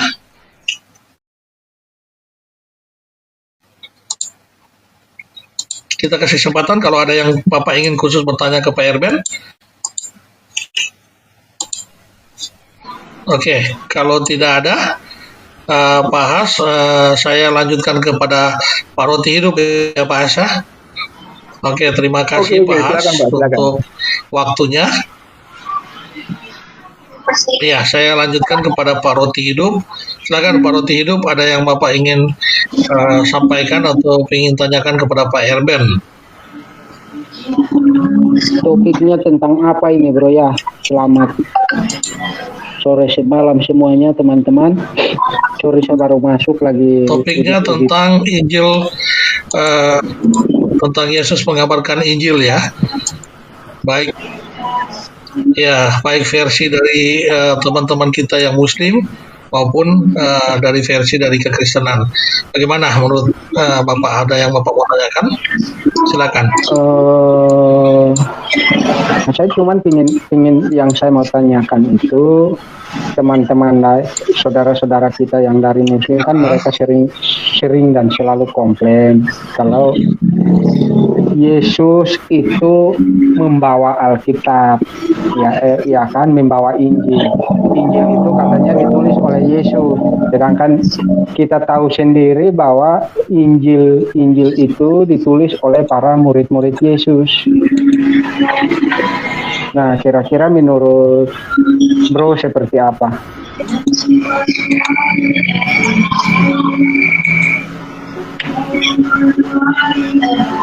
Halo. Ya, halo. Pak Emen, bisa saya share screen itu biar saya jelaskan sedikit ulang? Iya. Oke, saya share screen ini. Oke, jadi ini ya jelas. Yesus itu kan lahir, ada yang mengatakan tahun 5 atau 4 sebelum Masehi sampai tahun 30-an. Yesus ini lahir dan melayani. Tahun 30 Masehi itu 30-an Masehi lah ya, Yesus mati, bangkit dan naik ke surga dalam kemudian dan berjanji akan datang kembali. Tahun 30 sampai tahun 50 ini yang terjadi masih tradisi lisan gereja sebagai sumber pengajaran gereja, yaitu tentang apa yang para rasul lihat, alami, ketahui, rasakan tentang Yesus. Itu yang terjadi di tahun 30 sampai tahun 50. Kemudian tahun 50 sampai dengan tahun 90 dari tradisi lisan berubah menjadi tradisi tulisan. Apa yang ditulis di dalam kitab Injil yang ditulis tahun 50 sampai 90 ini adalah apa yang mereka lihat, mereka alami, mereka rasakan tentang Yesus. Dan itu tertulis di dalam 1 Yohanes 1 ayat 1-4. Jadi, kalau dikatakan Yesus itu datang membawa kitab Injil, itu tidak pernah ada itu ya. Tidak pernah ada. Karena kitab Injil itu baru ditulis setelah Yesus naik ke surga. Ini udah pasti. Jadi, kitab Injil dengan Injil itu dua hal yang berbeda tapi tidak bisa dipisahkan, karena kitab Injil adalah kitab yang berisi tentang Injil itu sendiri, dan Injil itu ditulis oleh para rasul yang isinya adalah sang Injil, yaitu Yesus itu sendiri. Di sini yang seringkali saudara-saudara kita dari seberang tidak memahaminya di situ, dan mereka mengacu kepada kitab Quran. Kitab Quran kan baru datang tahun 610 sampai 632. Jaraknya dengan kitab Injil itu sekitar 500 tahun lebih. Jadi kitab Quran yang 610-632 ini tidak ada kaitan dengan kitab Injil yang 50-90 Masehi, dan tidak ada kaitan dengan Allah kita, dengan Yesus kita, dengan gereja kita, dengan para murid, tidak ada, karena jaraknya 500-an lebih di situ. Tapi ini menjadi acuan mereka, kitab mereka ini, tapi kita hargai sebagai kitab mereka, tapi tidak sebagai kebenaran bagi iman kita, karena jaraknya 500 tahun. Jadi kalau di kitab ini yang datang 600 tahun atau 600-an ini mengatakan Yesus menulis kitab Injil, tidak ada dalam fakta sejarah. Di buku profesor doktor manapun tidak pernah mengatakan Yesus menulis kitab Injil. Atau Yesus kedebuk dari langit kitab Injil di bawah Yesus, tidak ada. Karena kitab Injil sesungguhnya adalah tulisan para rasul di kisaran tahun 50 sampai 90. Terakhir itu kan Injil Yohanes. Tahun 50 sampai 90-an. Mulai dari Markus, Matius, Lukas, Yohanes, baru nanti surat-surat. Bahkan surat Paulus masih lebih dulu dari kitab Injil, yaitu tahun sekitar 49 ya. Paulus itu surat pertama. Itu aja Pak. Jadi tidak ada kaitan ya. Makanya dari sini saya katakan bahwa Yesus di dalam Alkitab beda dengan Isa dalam Quran, karena Yesus dalam Alkitab tidak pernah menulis kitab Injil, tidak pernah menerima kitab Injil, dan tidak pernah Injil dibawa dari surga. Tapi beda dengan Isa dalam klaim di kitab mereka, mengatakan Injil pernah ditulis sama Isa, dibawa kemana-mana, ditenteng untuk diajarkan, gak ada. Makanya saya katakan Isa bukan Yesus, karena berbeda dalam hal itu. Oke Pak, itu aja yang bisa saya jelaskan dalam hal itu. Bisa mungkin untuk kita kembangkan nanti diskusinya. Oke Pak. Terima kasih Pak. Ya, Pak Roti Hidup. Gimana? Bisa jelas Pak Roti Hidup ya? Jelas Bro, ya, sangat jelas dan sangat membantu. Oke, terima kasih Pak Roti Hidup. Pak Amin masih belum bisa ya, Pak Amin. Saya kasih Pak Masmur dulu ya. Pak Masmur, silakan untuk Bapak bisa bertanya dulu sebelum nanti saya kembali lagi kepada Pak Ketua Pak Amin Wijaya. Pak Masmur, silakan Pak. Ya, salam Pak Emen ya. Jadi kedengeran nggak sore Pak? Kedengeran? Kedengaran Pak. Tapi kenapa agak ini Pak? Apa lagi pilek sekarang?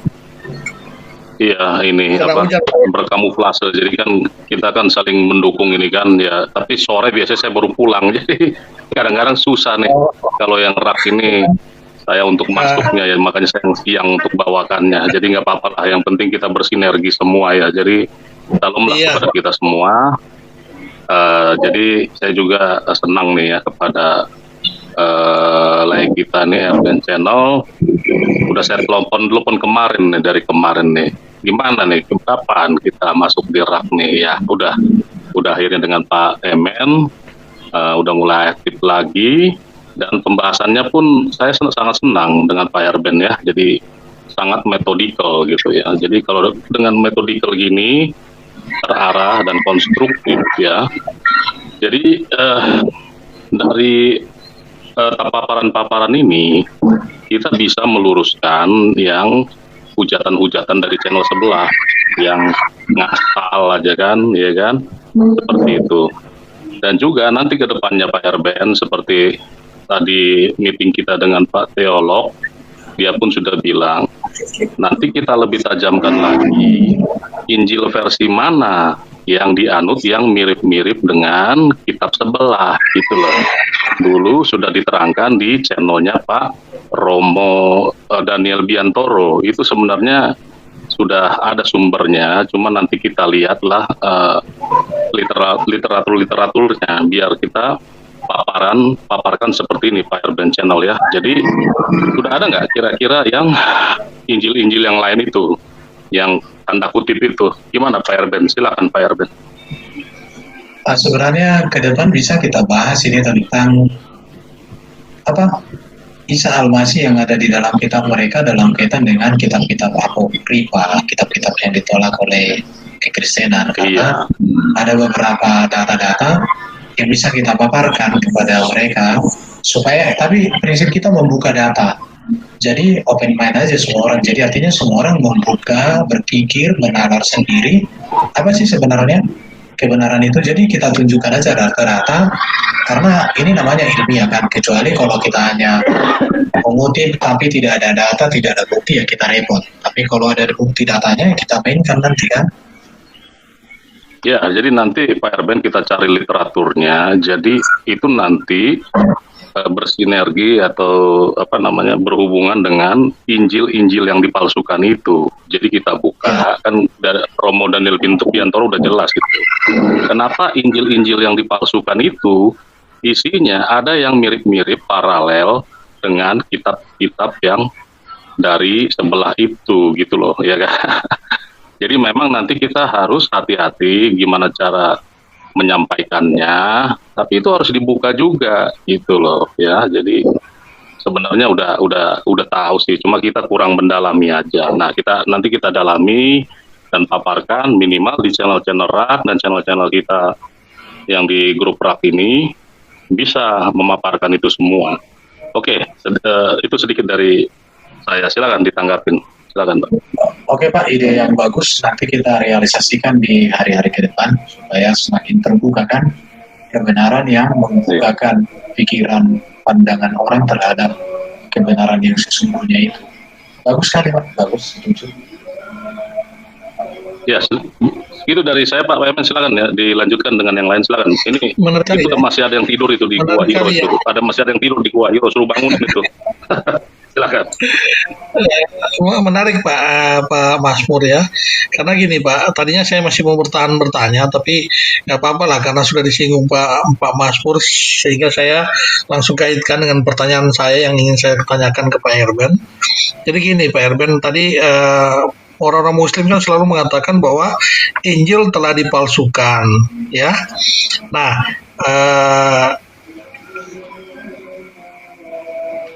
yang menjadi saya bertanya dalam hati saya, Injil kan mereka selalu katakan dipalsukan Pak.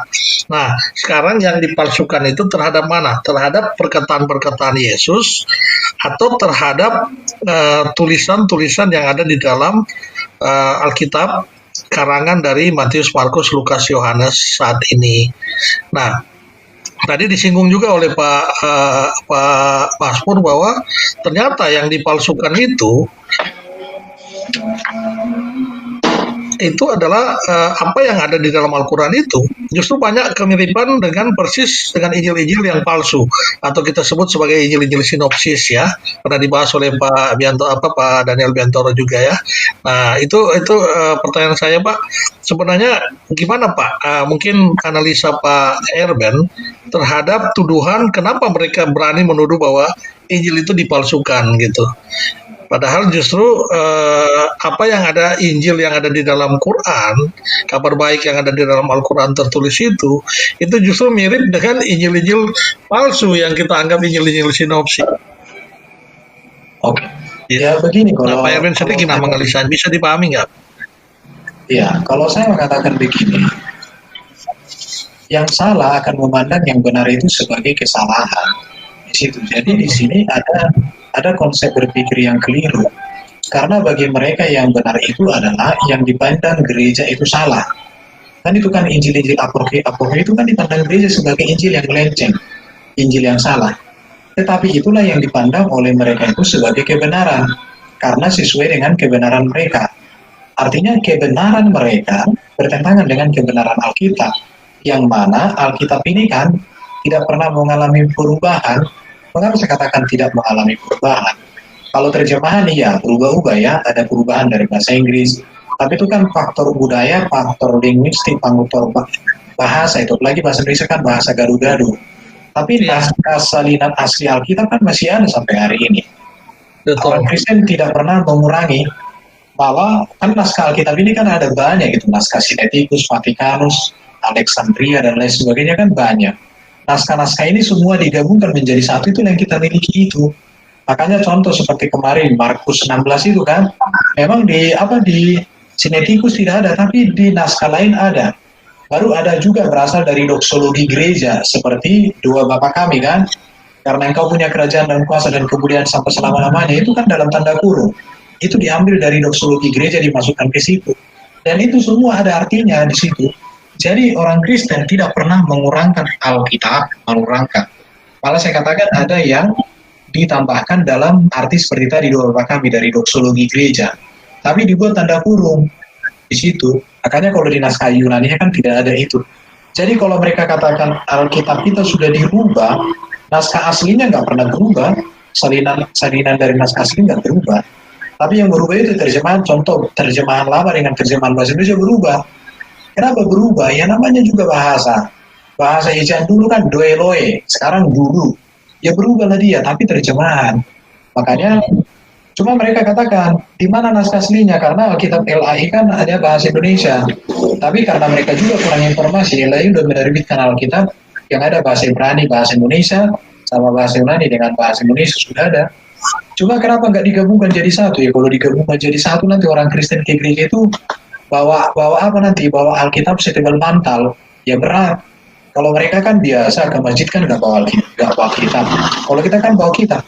Kalau sampai digabungkan bahasa Yunani, bahasa Ibrani dengan bahasa Yunani dengan bahasa Indonesia digabungkan jadi satu, ya Alkitab ini 2 kali tebalnya, bawa ke gereja orang ya sungkan, itu aja.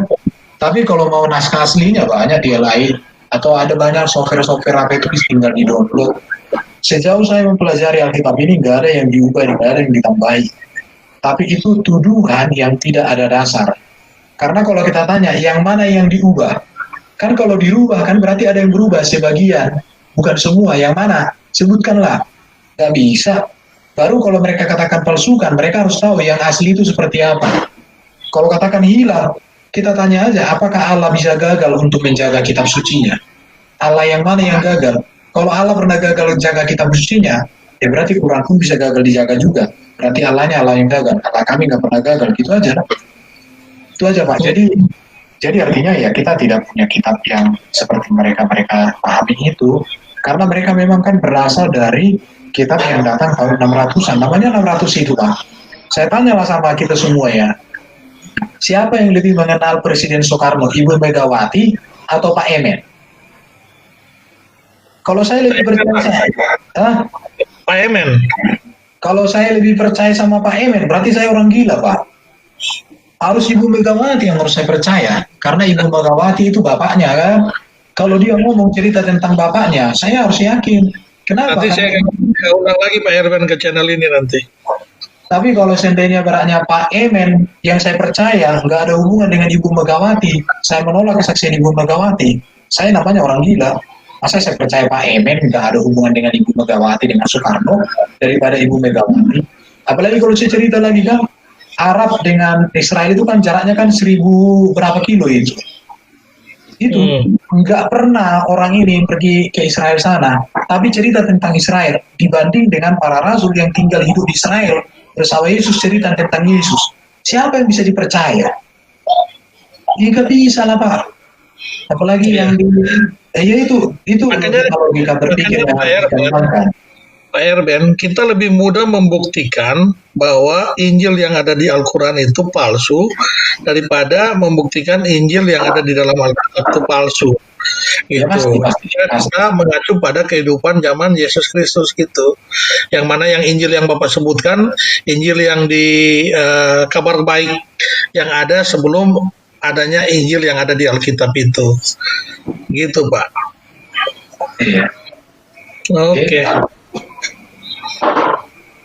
Oke Pak, ini harus terus kita suarakan supaya semua orang memahami benar apa yang Bapak sudah uraikan pada sore hari ini Pak ya, di dalam kajian video ini Pak ya.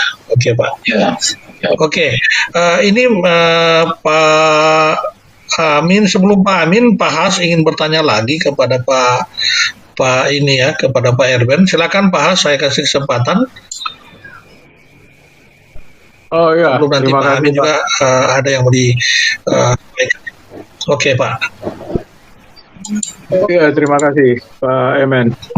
Ya, saya karena tadi saya teringat masalah debat Ibu Uti dengan yang di Malaysia itu, saya coba buka kontennya ya sekilas. Nah, baru saya ingat. Jadi begini, Pak Erben ya.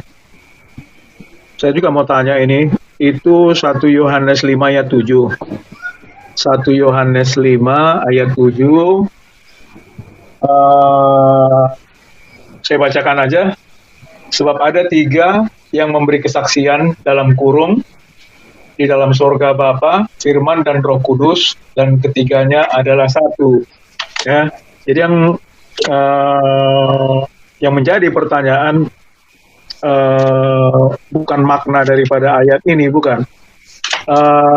Mungkin debater ini ya, yang dari Malaysia ini menemukan bahwasanya ini hanya merupakan footnote, catatan kaki, gitu loh.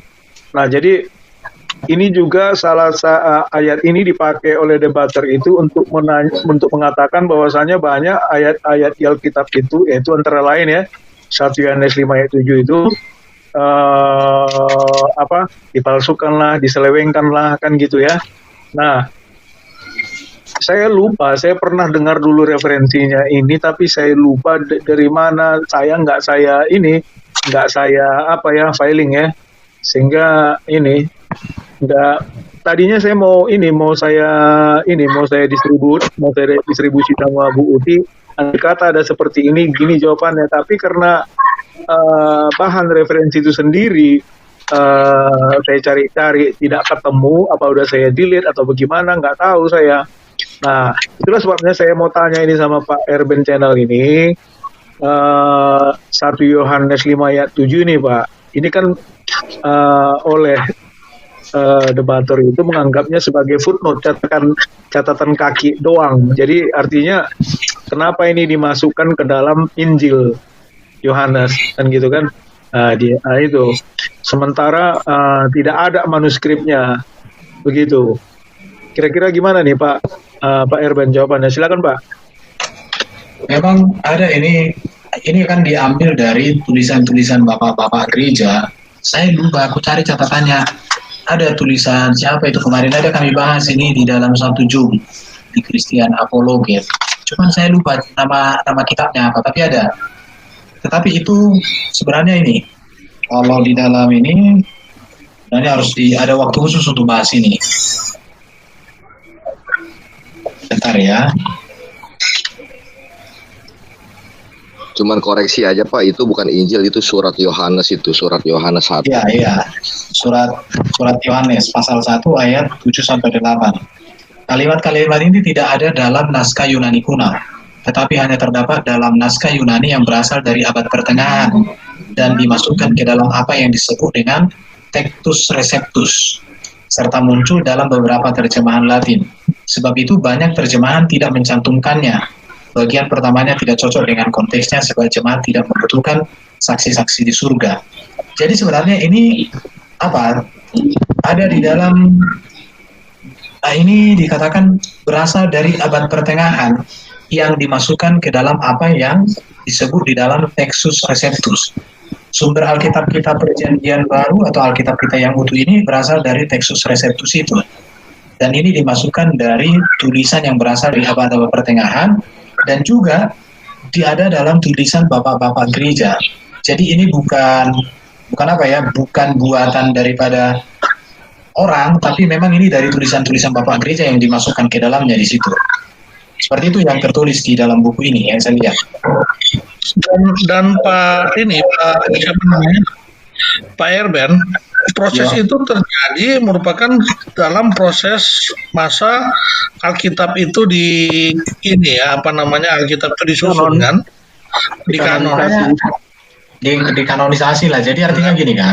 Dan itu lebih tua, lebih lama atau sebelum kejadiannya Al-Quran itu ada kan, seperti itu. Ya, sudah. Artinya gini, sebelum Quran ada, Alkitab sudah utuh dari Kejadian sampai Wahyu. Iya, udah pasti. Jadi sebelum Quran yang harus dipahami bahwa itu adalah bagian proses dari penyusunan. Itu bukan penambahan yang tidak ada alasannya.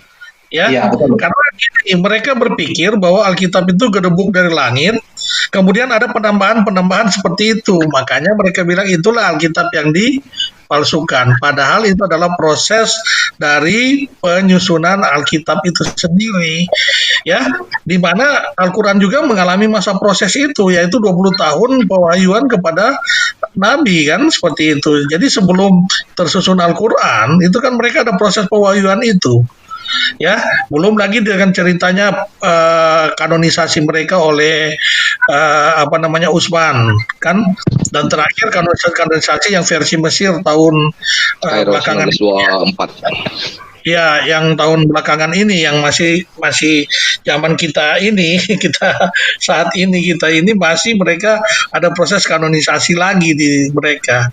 Jadi jauh sekali loh paradigmanya kalau mau dibandingkan Alkitab dengan Al-Quran itu.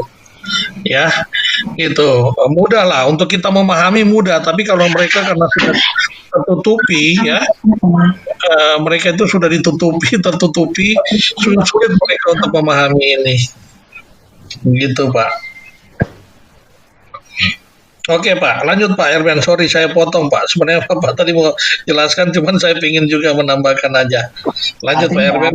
Artinya orang Kristen tidak menambahi Alkitab. Tetapi orang Kristen mengumpulkan dari berbagai naskah yang ada, disatukan menjadi satu. Jadi contoh kan naskah Alkitab kita ini kan dari banyak sumber, bukan hanya dari satu manuskrip. Jadi contoh kayak Markus 16 itu di manuskrip A tidak ada, tapi di manuskrip B ada, akhirnya digabungkan. Sama seperti 1 Yohanes pasal 5 ayat 7 itu, di manuskrip kuno tertentu tidak ada, tetapi di dalam ada tulisan-tulisan tertentu itu ada, akhirnya dimasukkan. Seperti itu. Jadi bukan menambahi, tapi data yang sudah ada dipadukan menjadi satu, sehingga ada namanya Alkitab ini. Karena kan naskah Septuaginta, Vatikanus, Sinaiticus, dan lain sebagainya, itu kan ada perbedaan-perbedaan isinya. Padahal kan naskah-naskah Alkitab ini sangat banyak. Mungkin ini cocok ini dibahas dalam satu pertemuan tertentu, karena ini bahasanya sangat luas kanonisasi ini. Iya, oke, Pak. Pak Has gimana, Pak? Cukup atau nanti kalau ada waktu ya nggak apa-apa lah, Pak. Kalau ada waktu dibahas-bahas gitu, nggak apa-apa. Iya. Ya, saya baru ingat. Mungkin saya baru ingat Pak Gracia Pelu kalau nggak salah yang kupas itu. Baru saya ingat ini. Cuman saya nggak tahu di videonya yang mana nih kan, dari sekian banyak videonya ini. Pernah dia kupas ini detail loh, Pak. Jadi sampai ke kodeksnya dia, sampai ke siapa yang nulis ini, kenapa alasannya begini ke situ. Maksud saya supaya itu perbendaharaan, pengkayaan bagi teman-teman apabila ada ustadz-ustadz dari seberang ini yang menanyakan ini, gitu loh. Oke, Pak. Iya. Oke, mungkin masih lanjut lagi, mungkin bagian terakhir kali ini. Pak Ketua, Pak Amin Wijaya, ada yang ingin ditanyakan atau disampaikan terkait dengan topik kita ini? Shalom Pak Emen, Pak Erben. Yang ketuanya mestinya Pak Emen ini, bukan saya. Jangan ketua-ketua mulu dong, ketuaan ini. Shalom, Pak. Shalom, ya, saya ingin menambahkan, nggak apa-apa ya, Pak, buat menguatkan doang.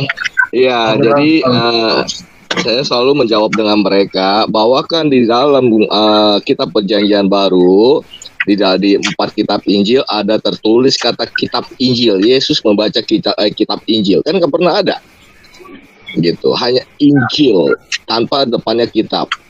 Gitu. Kedua, kalau memang kitab dibawa oleh Isa itu gedebuk gitu, pasti yang dibicarakan adalah kitab yang dibawa oleh Isa. Sedangkan di dalam perjanjian baru 4 kitab itu Yesus selalu berbicara tentang kitab para nabi dan Taurat gitu. Contohnya seperti yang tadi Pak Emen bisa tampilkan nggak? Saya barusan kirim ke Pak Emen gitu. Yesus aja membacakan kitab menjelaskan gitu. Yang di Lukas. Sudah Pak, sudah ditampilkan. Sudah ditampilkan di ini Pak. Udah ya, tuh kan di kitab-kitab suci mulai dari kitab para nabi semua di ini. Iya. Iya. Terus bacain aja Pak. Udah ya itu ya. Saya baca Pak ya. Iya, Apakah Mesias harus menderita semuanya itu untuk masuk ke dalam kemuliaannya? Lalu ia menjelaskan kepada mereka apa yang tertulis tentang dia dalam seluruh kitab suci, mulai dari kitab-kitab Musa dan segala kitab nabi-nabi. Lukas 24 ayat 26 sampai 27. Nah, Yesus ya, membicarakan atau mengatakan tentang semua kitab-kitab para nabi dan Taurat. Kalau memang dia membawa kitab, pasti yang dibacakan adalah kitab yang dibawa oleh Yesus gitu. Satu. Terus kedua, menganut kalau saya ngomong ntar banyak yang marah lagi Pak Emen nih. Gitu. Injil yang dipalsukan adalah yang titik yang lu baca gitu ya kan, sesuai dengan Galatia 1 ayat 7, 8 ya kan. Ada injil-injil lain yang memutarbalikkan tentang Kristus yang diberitakan baik oleh malaikat maupun manusia, terkutuklah dia. Itulah injil-injil yang lain. Nah, kita udah tahu lah, kita nggak usah jawab lah, ntar kena undang-undang penistaan agama lagi. Itulah injil yang palsu. Iya. Oke, ini melengkapi penjelasan dari Pak Erben. Pak Erben ada komentar terhadap pernyataan dari Pak Amin Wijaya ini? Bagus Pak, bagus, nggak masalah. Bagus, saling melengkapi kan. Cuma aku cari di mana nama kitabnya itu, catatannya di mana itu lupa aku. Nanti di pertemuan berikut bisa kita jelaskan itu. Catatan apa Pak? Tentang 1 Yohanes 5:7 itu nama kitabnya itu Separim atau apa itu? Kitab Separim. Klik di Google aja, tinggal cari di Google sih ketemu sih. Cari di Google aja apa nih itu ya, udah itu. Oke lah. Nah, sebenarnya mereka mereka ingin menggugat Injil dengan mengatakan Injil telah dipalsukan. Tapi yang mereka pakai adalah surat Rasul Yohanes, kan lucu sebenarnya. Nggak nyambungnya di mana? Iya. Mereka nggak tahu antara Injil 4 Injil dengan surat Yohanes, surat Rasul Petrus. Jadi gini, lucu. Mereka pakai catatan-catatan gereja yang mana mencatat hal-hal tersebut. Jadi misalnya kayak penambahan tadi, tapi mereka nggak ngerti, dikira itu Injil Yohanes.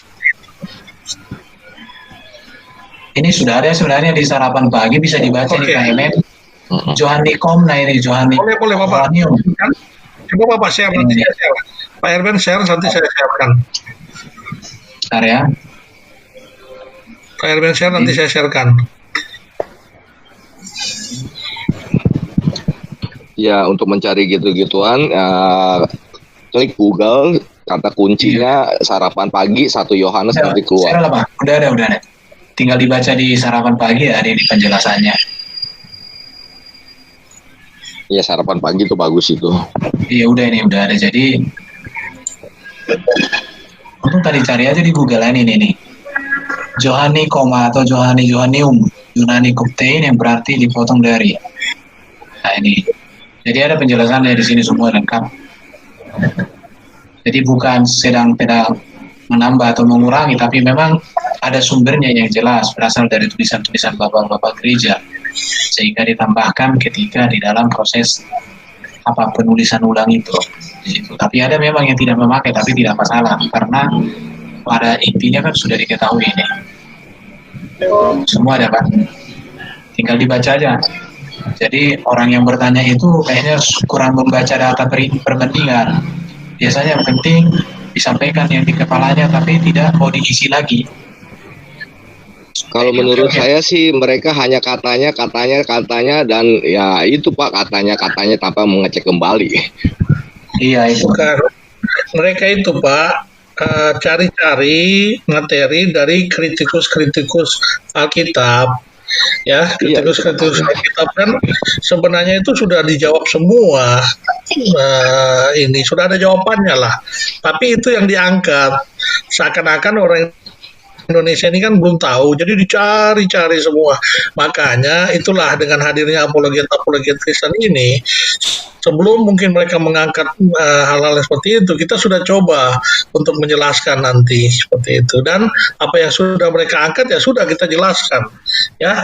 Karena jauh loh paradigma kebenaran daripada Alkitab ini dibandingkan dengan Al-Quran, apalagi dengan hadis-hadis. Wah jauh sekali. Nanti kapan-kapan kita bisa nanti lanjutkan lagi lah topik ini. Iya, terakhir memang betul kan yang perjanjian baru juga ditulis betul tadi itu hanya dengan jarak 20 tahun setelah terangkatnya Yesus ke Semayim gitu. 20 tahun jarak penulisan gitu. Sudah mulai ditulis gitu. Dan ditulis oleh para saksi mata, saksi sejarah dan manuskrip semuanya ada. Yang menjadi pertanyaan ya kan, mana yang Anda percaya ditulis oleh para saksi mata, saksi sejarah, dilengkapi manuskrip yang ada dengan yang ditulis tanpa saksi mata, tanpa saksi sejarah, tanpa satu manuskrip pun. Anda tidak bisa tunjukkan mana yang Anda lebih percaya. Silakan Anda berpikir gitu. Iya, ditulis oleh seorang yang buta huruf. Seperti itu. Oke, Pak Erben, kira-kira ada lagi yang mau disampaikan sebelum nanti kita closing pertemuan kita malam hari ini? Silakan Pak. Saya pikir sudah cukup dulu Pak untuk pertemuan ini. Nanti di hari-hari berikutnya bisa kita sharing lagi. Oke, terima kasih. Ya, Erben, waduh, ini merupakan pengetahuan yang luar biasa dan mudah-mudahan nanti Bapak bisa sering-sering memberikan sharing seperti ini ya di Rumah Apologet Kristen Pak Erben ya. Dan Pak Amin juga terima kasih, Pak Jasman Borneo dan semua teman-teman tadi yang sudah hadir di dalam ruang diskusi serta semua teman-teman yang ada di live chat ya. Begitu panjang lebar yang diuraikan di sini itu juga merupakan sebuah usaha untuk mengabarkan kabar baik ya. Saya apresiasi sekali teman-teman yang sudah menuliskan di live chat ya. Ini bukan sesuatu yang tanpa ada artinya ya, karena ini merupakan upaya ya dari